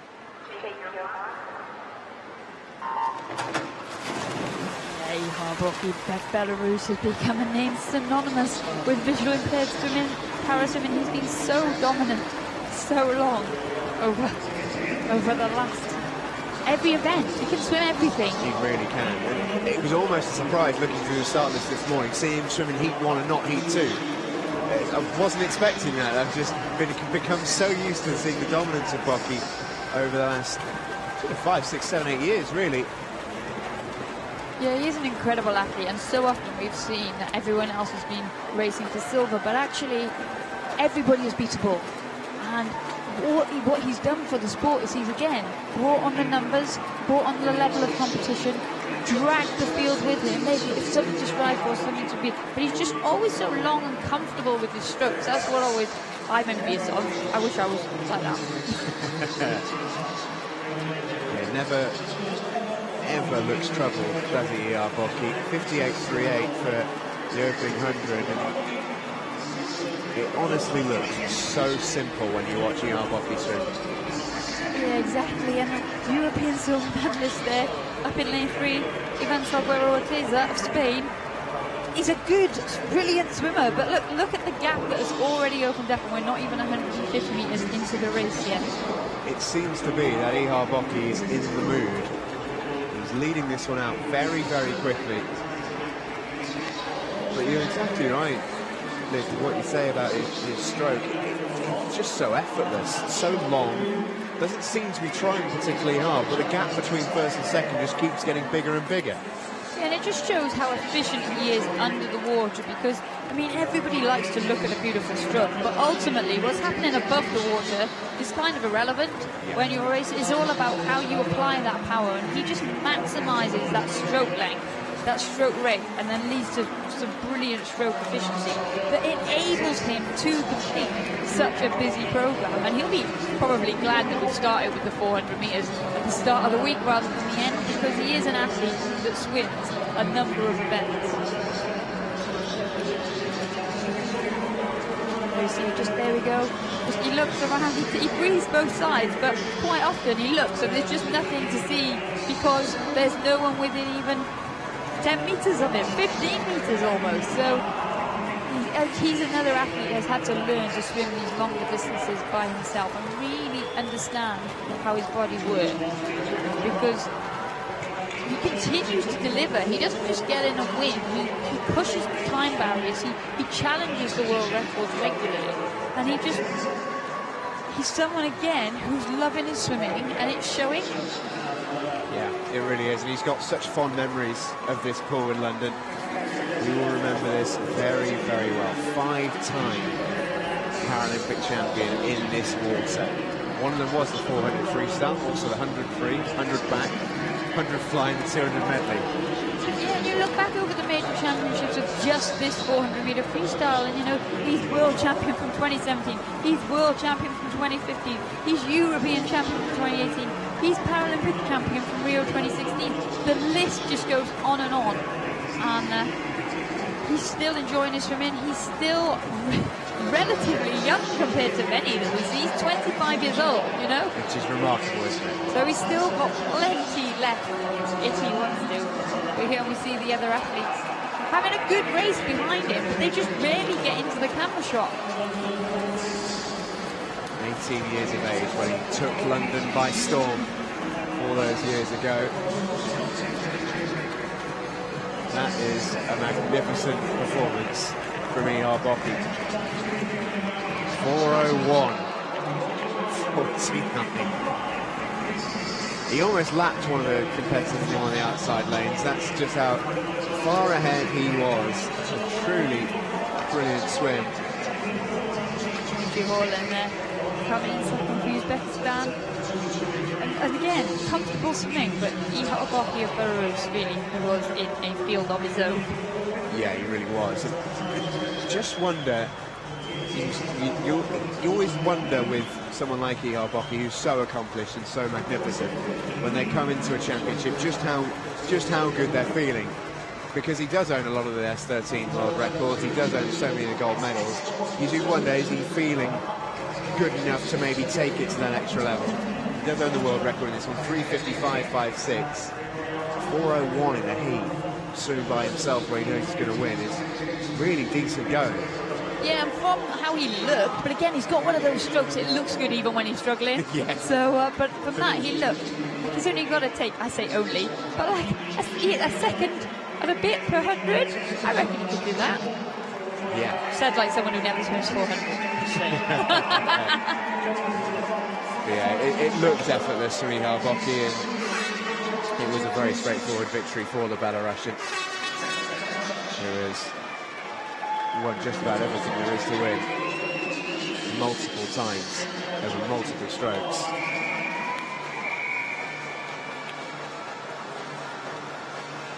And he's going to take some stopping, that's for sure. But as you said, he wasn't the fastest qualifier entry, so who knows what heat number 2 holds. Well, this is exactly the thing. We're about to find out.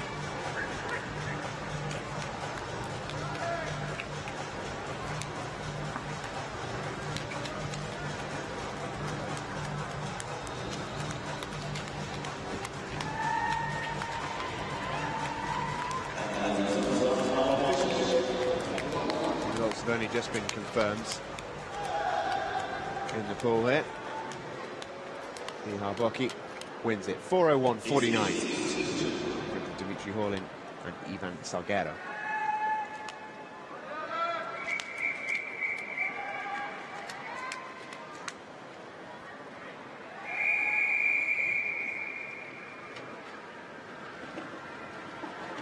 Here comes heat 2.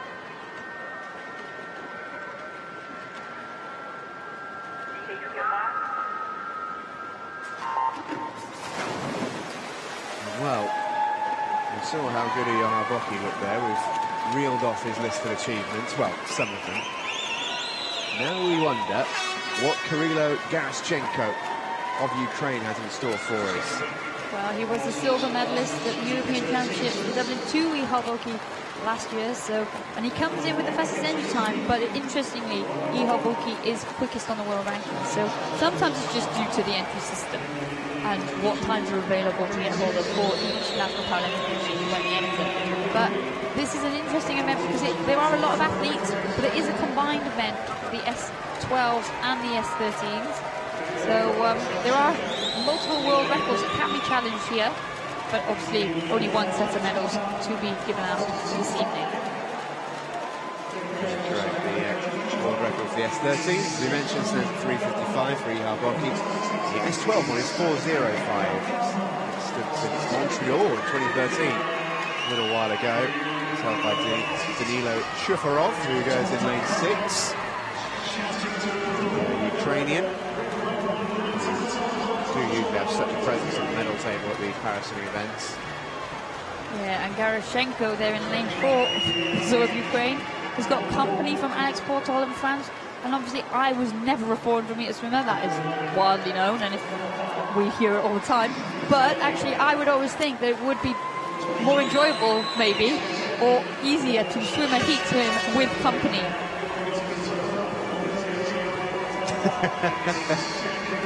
We'll stand by to get the opinion of the 400 swimmer. Company in the heat, no company in the final. In the final, you just want to win. But yeah, Garaschenko there. He is going to be leading at this halfway point. Yeah, Alex Portal is going along pretty nicely, the Frenchman, in lane 5. Just about 0.8 of a second behind.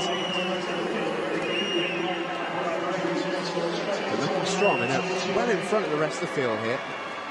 Yeah, Braden Jason of Australia there, the S12 swimmer in lane 3. He's turning, again, he's got a comfortably cemented third position in this heat.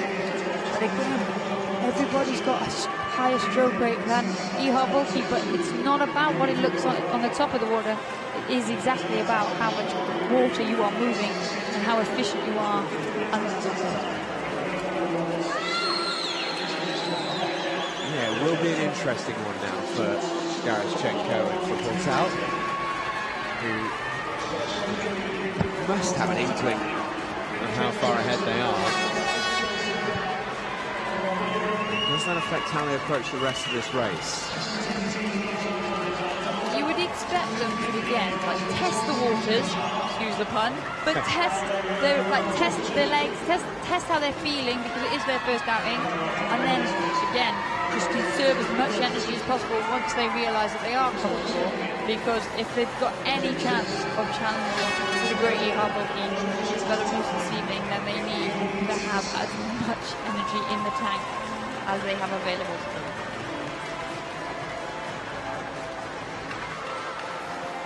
There we go as they come in to this final turn. There's a bit of a gap now opening up.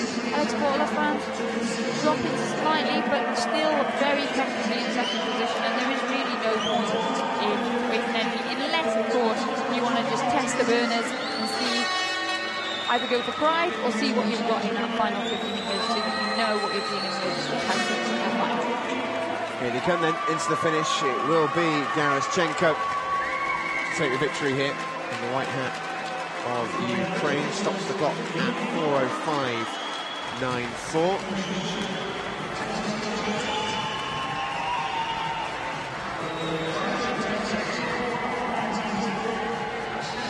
Portal in second place, 4:07.28.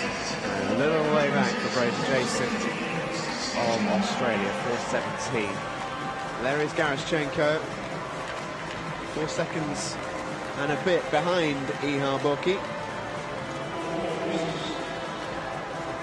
Just get the feeling it's going to take something extraordinary for Garyshchenko to give Bulki even sort of the hint of a challenge in this 400-metre final later on.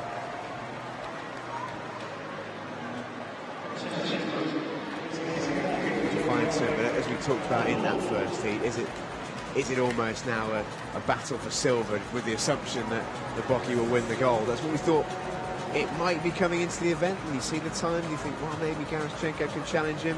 It's tough to tell. You've got a lane, you've got a chance. You got a lane, you got a chance. Anything can happen in sport, and especially swimming. So, you know, the gold medal is never won until you're stood on that top step of the podium, but it is difficult to see past. As a person watching and being an outsider, it is difficult to back anyone else if you were a gambling person. So the finalists have now been confirmed. We'll get those to you in just a moment. Results of Heat 3 are as follows. Garyshchenko wins it. Portal second. Braden Jason is third. Big gap until Shamil Shahov.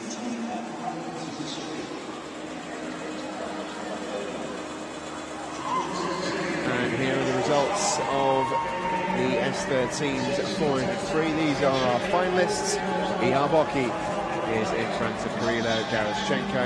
Alex Portal in second in that heat, third overall. And a bit of a gap until the rest.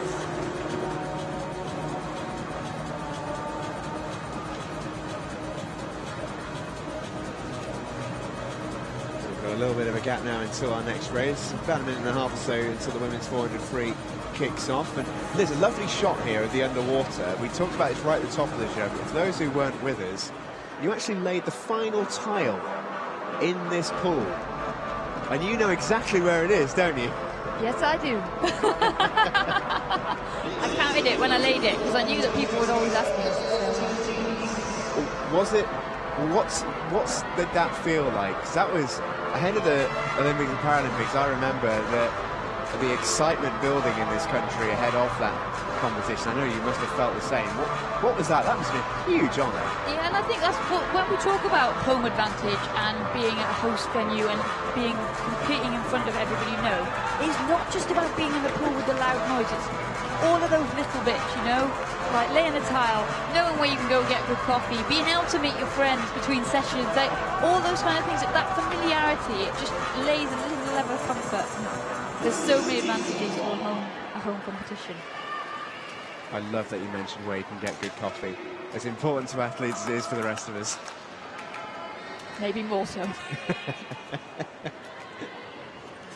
Women's 400 S13 then is upon us, heat 1 of 1.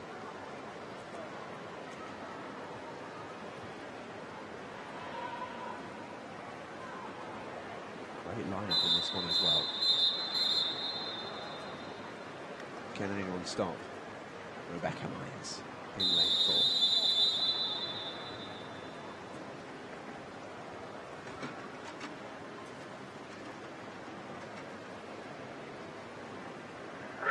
There's going to be a little pause here. So Rebecca Myers, she also has a hearing impairment, so she requires a light at the start, and it doesn't look like it's there. Or if it is there, it isn't working. So we can see the official just coming over now to check things out.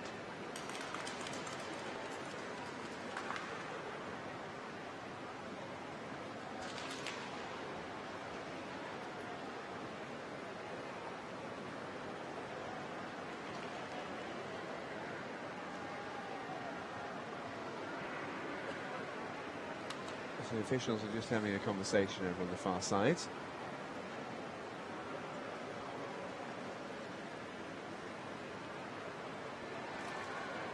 Looks like we're just about ready to go.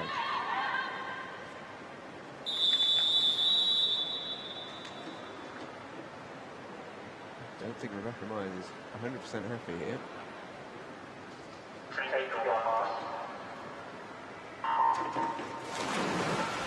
But the light did go next to her block. And thankfully, so did Rebecca Myers. So everybody is away. But it is so important to make sure that is in place for these athletes.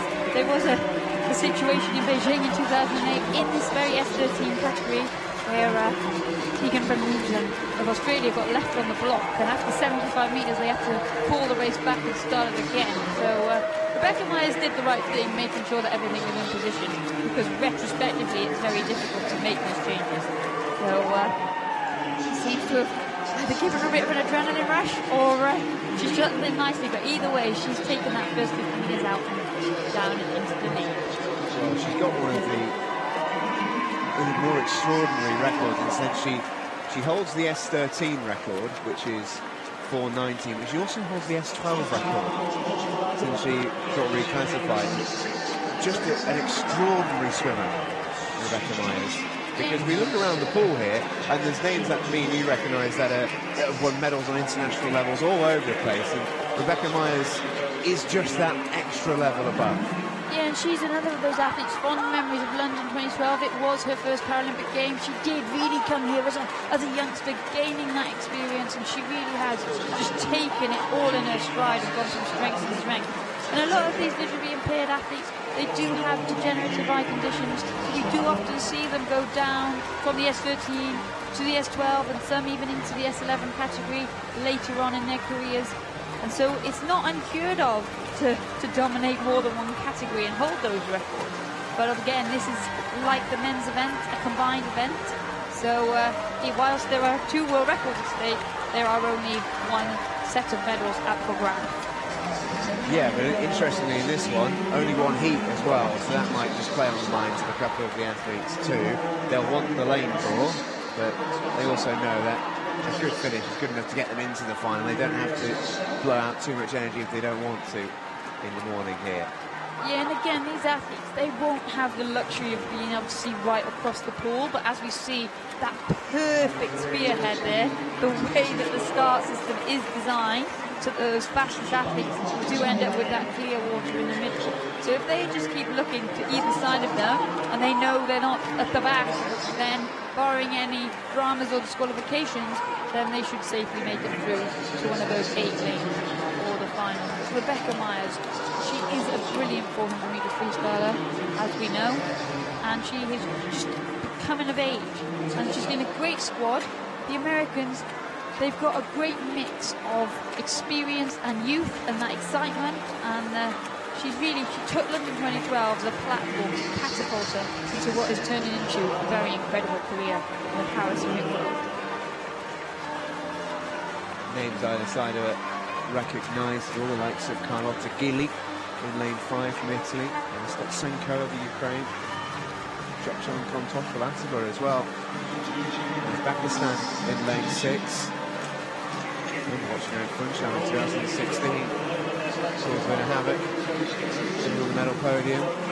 So you do have cycles like that, and you do have events where there's a lot of new athletes, and you remember them, and they come in and they dominate. We've talked about the Russians. There was a lot of new Russians in Glasgow who came and really mixed things up, and as you say, which follows over. And there's been a growth number of athletes from Uzbekistan who have come in, and it only takes one to set the ball rolling, and it's great for the sport, it's great for a nation, and it's great for the racing. Rebecca Myers in so much control here. Final 50 metres for the American. Yeah, she was world champion in 2015, she was world champion in 2017, so she'll be looking to get that hat-trick here in London this evening.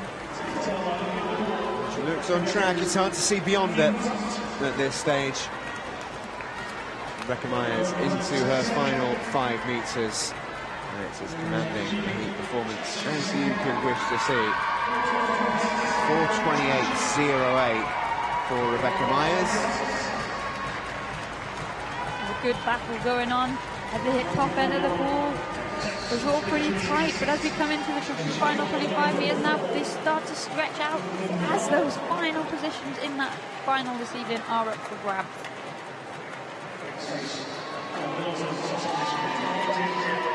Daria Litvinenko there of Russia in lane 9, finishing strongly in our battle.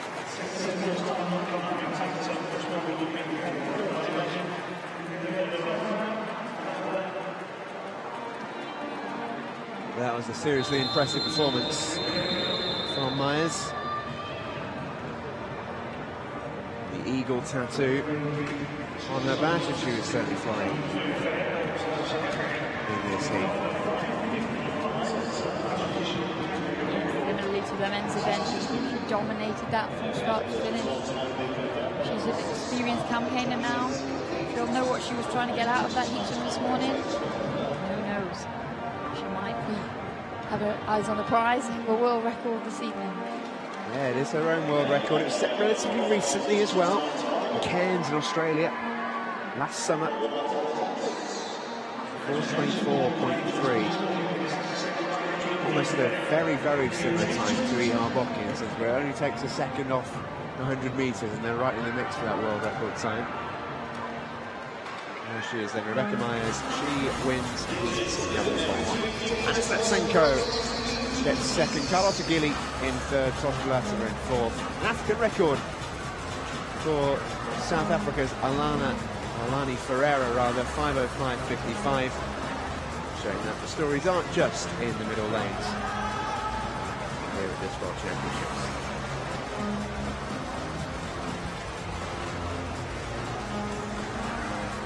Next event is here, and it's the men's 50 breaststroke SB2 class.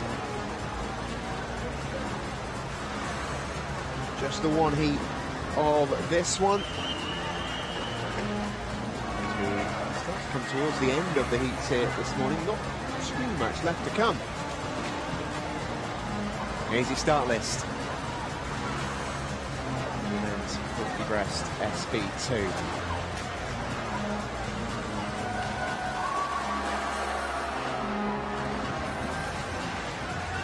Another combined event is our athletes from SB1 in this category, and they'll be going in lanes 1 and lane 8.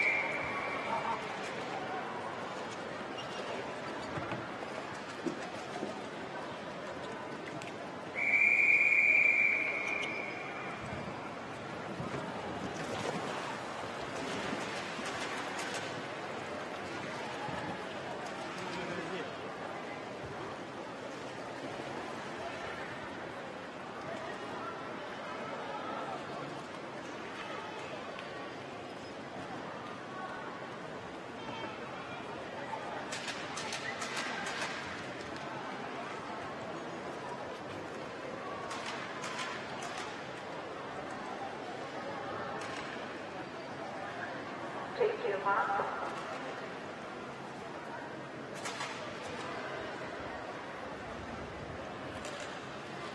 Relax, relax, relax. So the signals come to relax for all the swimmers on the blocks, or officials. Whistle goes again. Take your mark.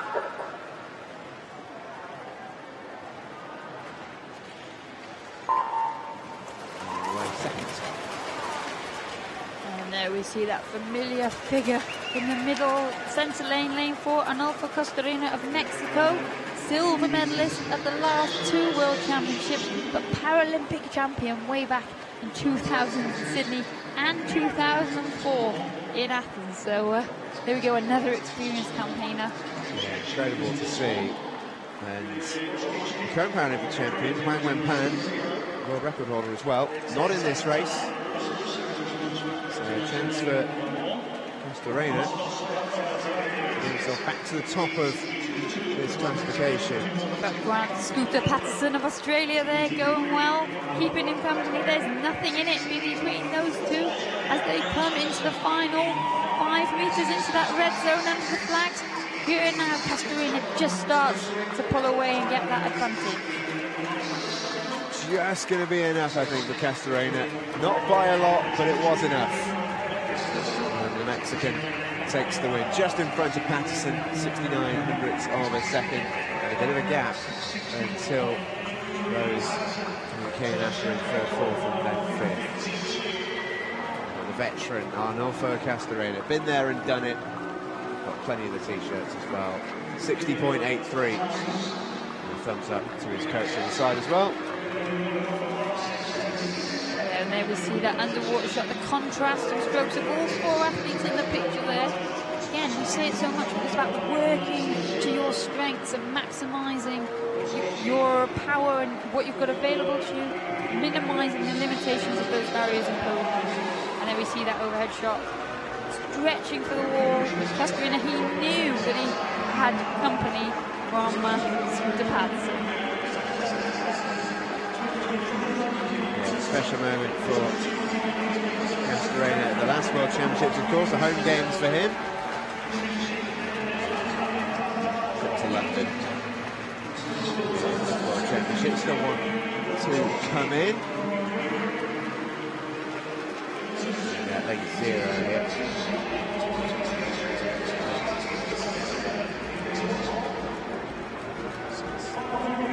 Yuri Dvorsky, Ukraine. Coming in to finish his and indeed the race.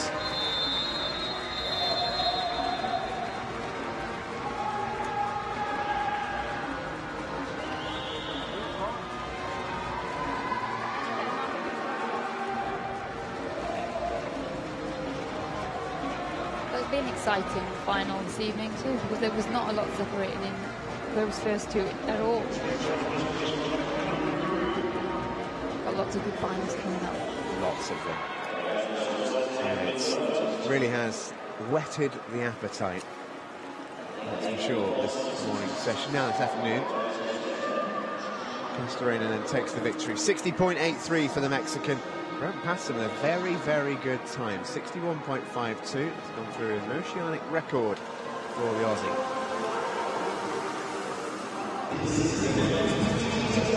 Here goes our next event, and it's the 50-metre fly for the S7s. 2 heats in this to come for the men.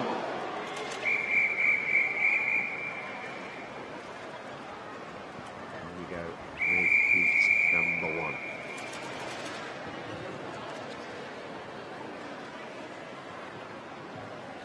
Evan Austin, the quickest through into this one. Take your mark.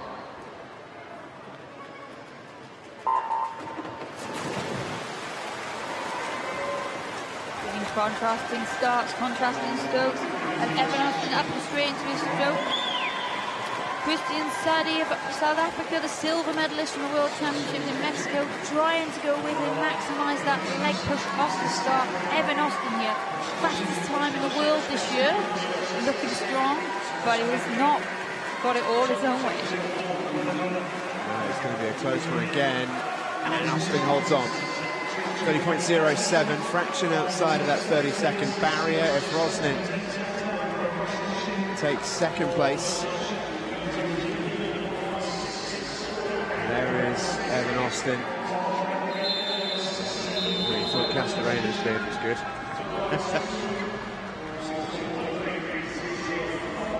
Maybe you could sport that look for the rest of the week. I don't think anyone would enjoy that, Liz, least of all myself. But nicely done from Evan Austin. He can go a little bit quicker, has done already so this year. Great underwater shot there. Seeing the contrast between those athletes who drive with their legs, the ones who use one arm, and then Evan Austin, who's got those two strong arms but has to rely on his legs, just following the line.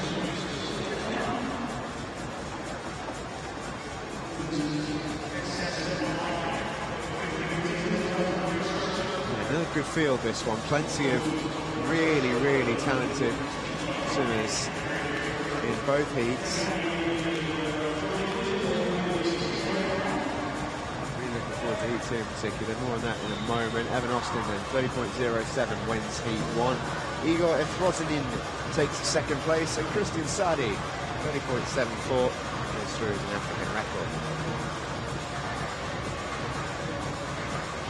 We go then with heat number 2. Carlos Serrano in lane number 3 off the back of a wonderful Para-Pan-Ams.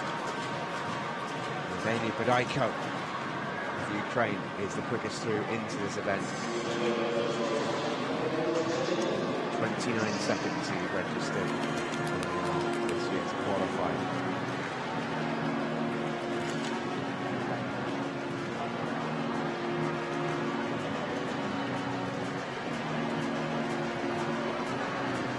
He is Carlos Serrano Zarate, defending world champion in this event. As you said, came in off a busy program from Lima, tied second most decorated athlete of the entire championships with his compatriot Nelson Crispin, who we're going to see later in the week.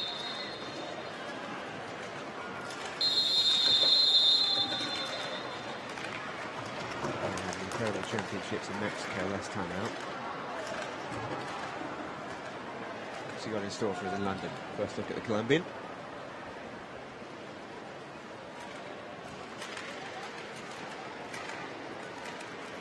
Take your mark.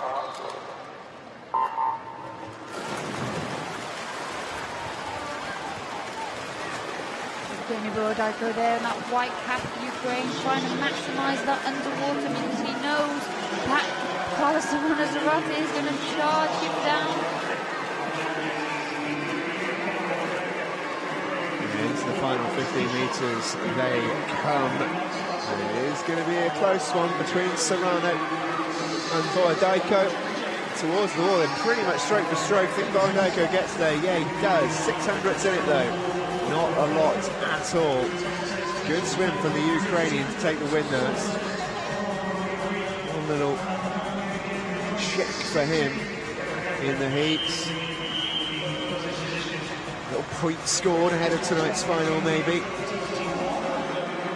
Serrano nudged into second place by that man in your picture. Evgeny Bodaiko takes the win in heat 2. Good swim it was as well. Got away really well. He knew he'd have the advantage there. And he knew himself that Serrano would come back at him. Bodaiko again, another athlete who's got such an array of events that he can swim. Silver medalist at the Paralympics last time out in this event. So experience under his belt. And again, he's another athlete. He's still only 25 years old, but he's won so much that you just think of him as a lot older. I know exactly what you mean.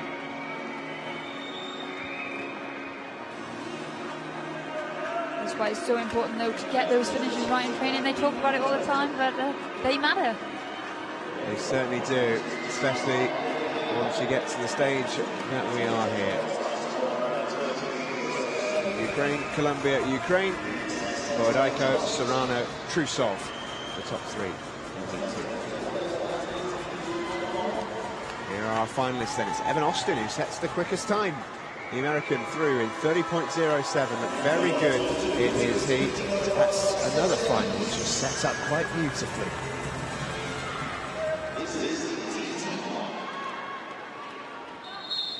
Next event then is the women's iteration, women's 50 fly, S7. Here's the starters. Once again, it's an American who leads the way in lane 4. Evan Austin, see Julia Gaffney. Take your mark.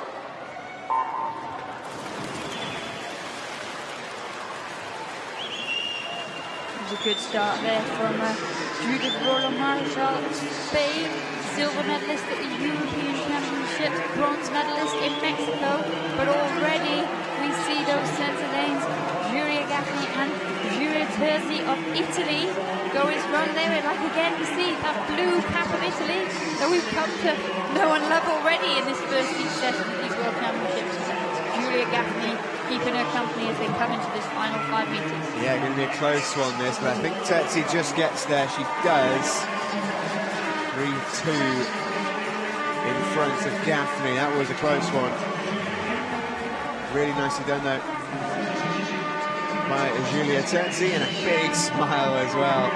The Italians are having a great time so far. Well, they had a brilliant World Championship last time out in Mexico. We've heard their national anthem so many times, and it really does seem to be that they've just built on that momentum. And some new faces here again. They keep adding to the strength of their squad. The depth is there. The season campaigners like Federico Malacchi, but now we're seeing these newcomers who are coming in and just adding to the potential for medals that they've got to pick up throughout the course of this week. Even a shoulder shrug. Shoulder shrug followed by a smile. That's good. I can read a smile. Yeah, a little sign to her coach and her teammates up in the stands here as well. Really strong swim from Giulia Terzi of Italy. Giulia Gaffney second, Tiffany Thomas-Kane finishing in third.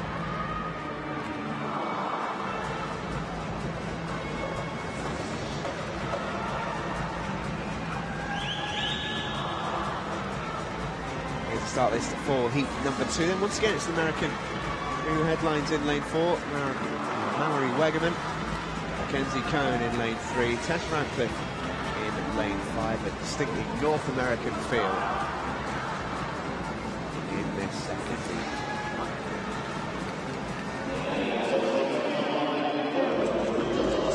Here is Tessa Teague, a medley medalist at the Paralympic Games. Mackenzie Cohn become a favourite in this S7 category, but Mallory Wegerman of the United States, who's going in lane 4, will come in as the favourite.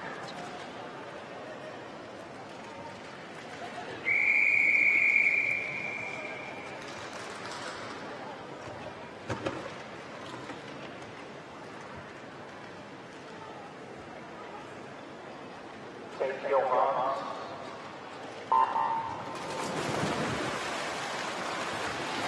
Well, we talk about athletes having championships to stand out as their breakthrough meets, and for Mallory Wegerman that was definitely the World Championships back in Eindhoven in 2010, where she did win this event. She is the world record holder from 2012, and it's great to see her back. She had a difficult time, some arm injuries, but she's here, she's back, she's fighting, and she's got swimming in her blood. And here we see her leading from the front. Yeah, still the world record holder from back in 2012. Will she go anywhere close to that sort of time at this World Championships? 35.54 is very respectable from Mallory Wegerman. It's easy enough to take the victory in Heat 2 in front of her teammate Mackenzie Cohn. Strong performance that from Wegerman.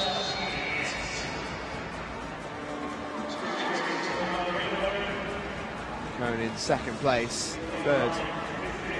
I think went to Tess Radcliffe, but we'll confirm that in a second. Waiting for the results of that one. In fact, Radcliffe just touched into second place in front of Mackenzie Cohn. That result's just been brought to us. So 1, 2, 3, Wegerman, Radcliffe and Cohn. good aerial shot there as she comes into the finish. Both athletes that finish first and second on full strokes. Take that to a coaching video. As she looks at the clock, Mallory Wegerman should be happy with that. Happy to be back on the scene with a good time under her belt. There's results of Heat 2 then. Wegerman, Routliffe and Cohn in the 1-2-3. Palian breaks up the North American dominance of the top 6. Here's the finalists then. Wegerman quickest through, followed by Terzi, Gatsby and Routliffe.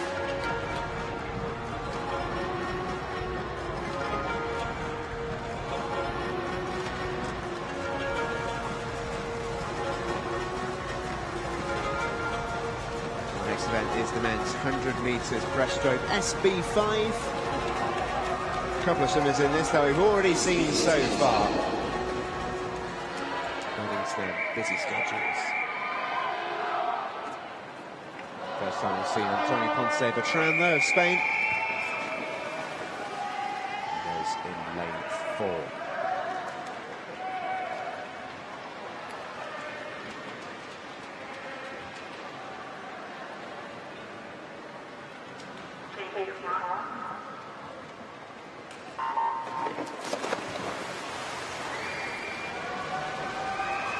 There we got a great shot over Pedro Rangel of Mexico, lane 3, leaving the block. But as we get up and in, we see that strong stroke of Antonio Ponce Bertran from Spain. Quickly making this his event. This SB5 for the breaststroke. He's European champion, he's world champion. That yellow hat there of Brazil's Roberto Rodrigues, a world champion back in Montreal in 2013. Pedro Rangel still in the game, still going strong. He's quite the range here, but this underwater footage of Ponce Bertran as he comes into the wall with a lead of 2.7 seconds down that first 50 minutes. Really looking strong. Here's Antonio Ponce Bertran. It's going to be a fascinating race, this final in particular, I have a suspicion.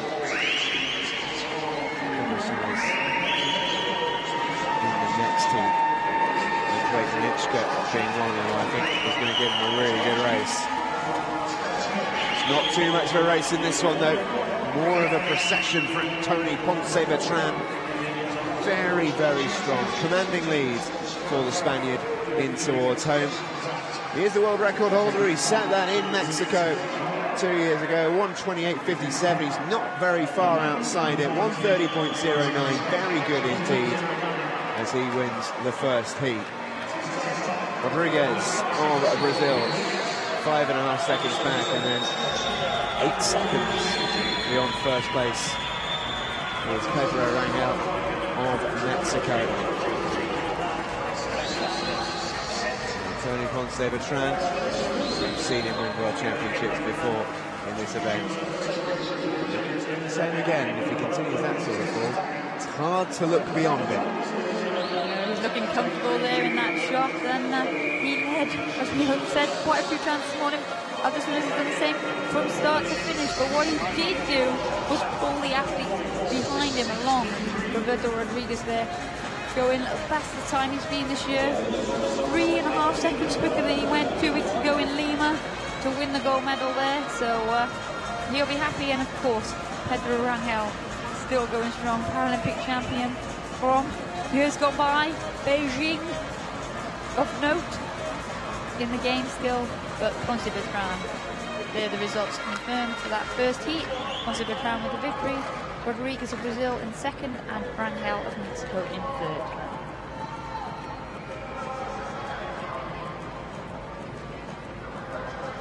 Second heat is about to be with us. Here is the start list. Can Endre Granička be the man to come between Ponce Bertran and gold this evening? Got a heat swim first, and he's got a couple of compatriots with him in Luchkin and Shakalov.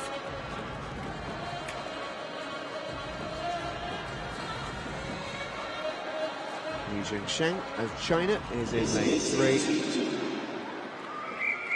I'll continue to the outside lane. It's Nicolas Rivero and Mandavoa. South Africa goes in lane 2.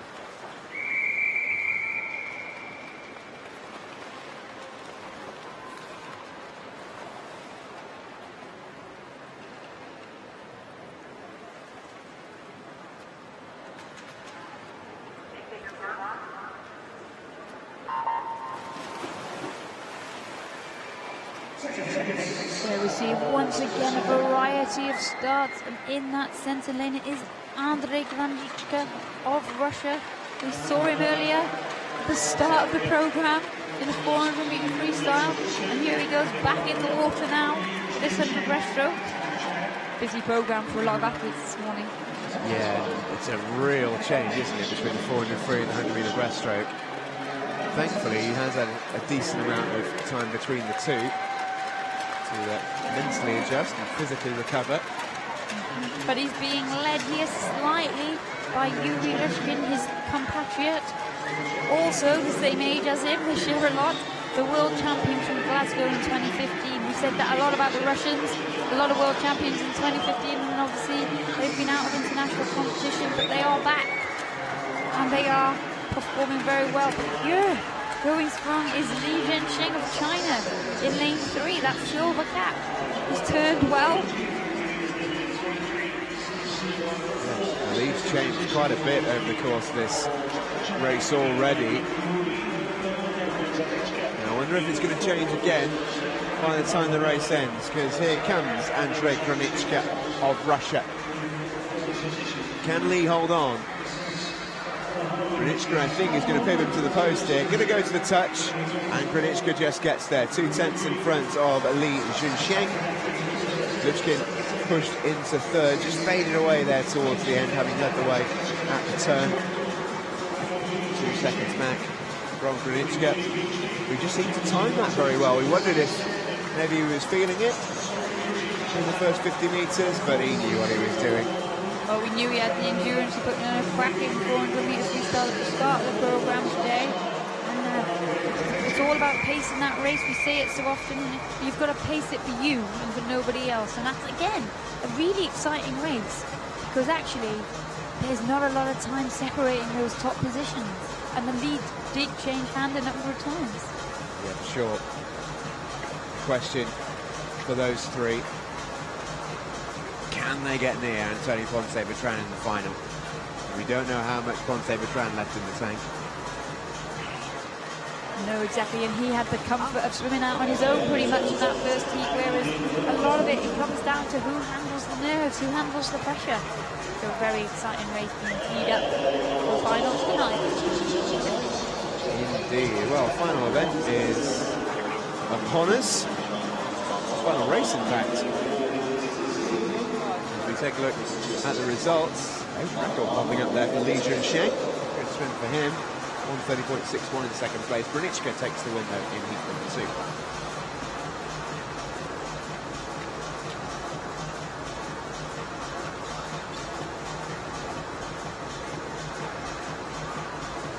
Here are the finalists. Ponce-Bertrand leads the way in front of Granichka and Lee.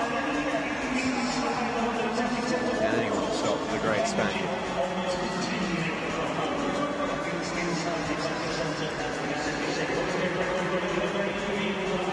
One more race to come, and our swimmers are now making their way out. And it's 100 metre breaststroke SB5, heat 1 of 1. We see the reintroduction of Yelizaveta Mereshko of Ukraine, who swam also in that 400 metre freestyle S6 at the start of the day here. A first glimpse at this championships of the great Sarah Louise Rung of Norway. So many championships to her name over the years. Verena Schott of Germany is also a very experienced and very quick swimmer. Really, really good lineup here in this heat, but as we've mentioned a little bit before today, only the one heat, so not necessarily judge a book by its cover, judge a final by its heat. Heat 1 on the way.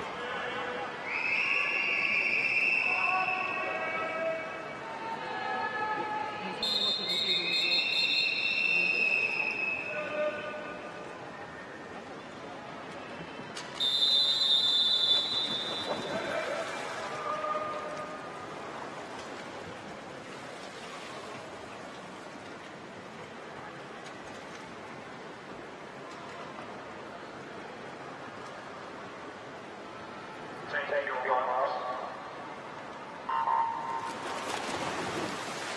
Well, they're the best start coming again from the Festus Mareshko of Ukraine in that centre lane. Sarah Louise Run, brilliant brushstroker. Got silver to Mareshko at the European Championships last year. And then Verena Schott of Germany, that high breathing stroke when she does breathe, and that black back of Germany. World champion in this event back in Glasgow in 2015, and the other medalist on the podium at the Europeans last year. But Mareshko was in fine form earlier in the programme this morning with that 400 metres freestyle heat, and here she goes again as she approaches the final 5 metres of this first 50 with a body length lead. What I thought was so impressive about Mareshko in particular is how relaxed she seemed on the blocks, and at the finish, big smile, very loose, looked totally at ease. And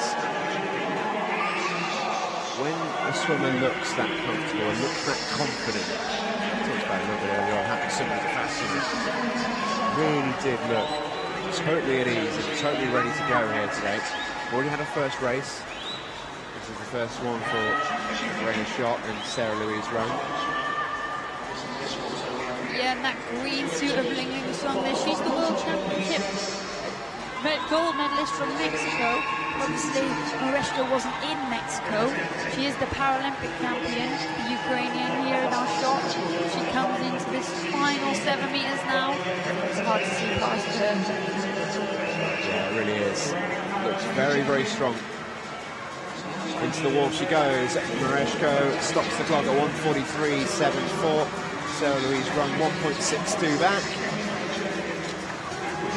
Song Ling Ling too far behind either. Verena Schott just fading away there. Eventually taken out by Evelyn Sharaj of Hungary. But again, not necessarily what will happen in the final tonight. And again, another big smile on the face of Mareshko. She's enjoyed a very successful morning. Yeah, that trademark start of hers, she leans right back, gets herself off with good momentum, and then we see the way she turns. Her legs don't touch the wall, there's no point, she doesn't get anything from them. So she's developed a twist and rotate that gets her back up into her stroke as quickly as possible, and that nice wide arm pull there. Just giving her that advantage, taking her into that final finish, finishing well with water to spare.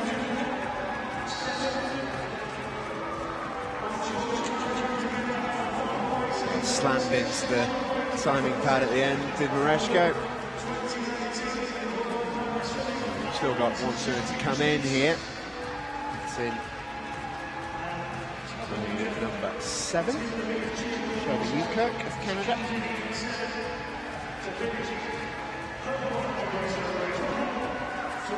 And she comes to finish the race in lane 7.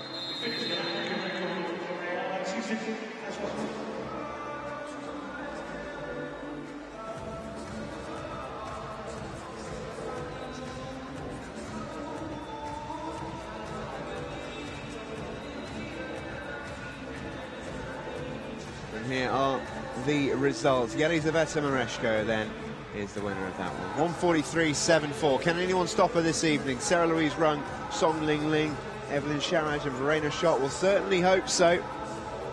Shout out to Ayala Tufik from Egypt, another African record. Fair few of those gone this morning for the team from Egypt.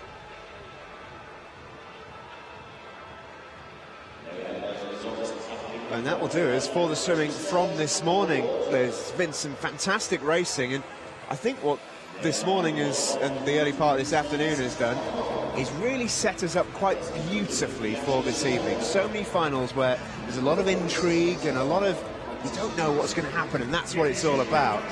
I don't feel like anybody really showed their cards this morning. There was a lot of good, very good swimming, very controlled swimming, but I felt like a lot of the athletes had more to give. And as you said, so many of the results from the heats have been so close that we are set up for some really exciting races, and that often leads to some very, very good times. We certainly hope so. It really has been a fantastic morning here in London. We look forward to welcoming you back later on this evening. There we go. We're seeing just some now pictures from earlier in the day, because it seemed like such a long time ago that we started this session. There's been so much action. but some incredible swimming. There we see we've had all of the strokes this morning. The breaststroke went well for a number of the athletes. We started, there's Bethany Firth. She put in that good race. She set up a good final tonight against her compatriot. Just go on, there's Gabriel de Souza, that S8 men's 100 freestyle, set to be another tantalising race. And of course, that S9 women's 100 metre freestyle, Soraya Gascon, sprint queen. But talking about sprinting, we see the S5s, the SB5s, Teresa Perales there, and that brilliant debut swim from Susanna Hex of Great Britain. Very exciting head-to-heads lined up for the final tonight.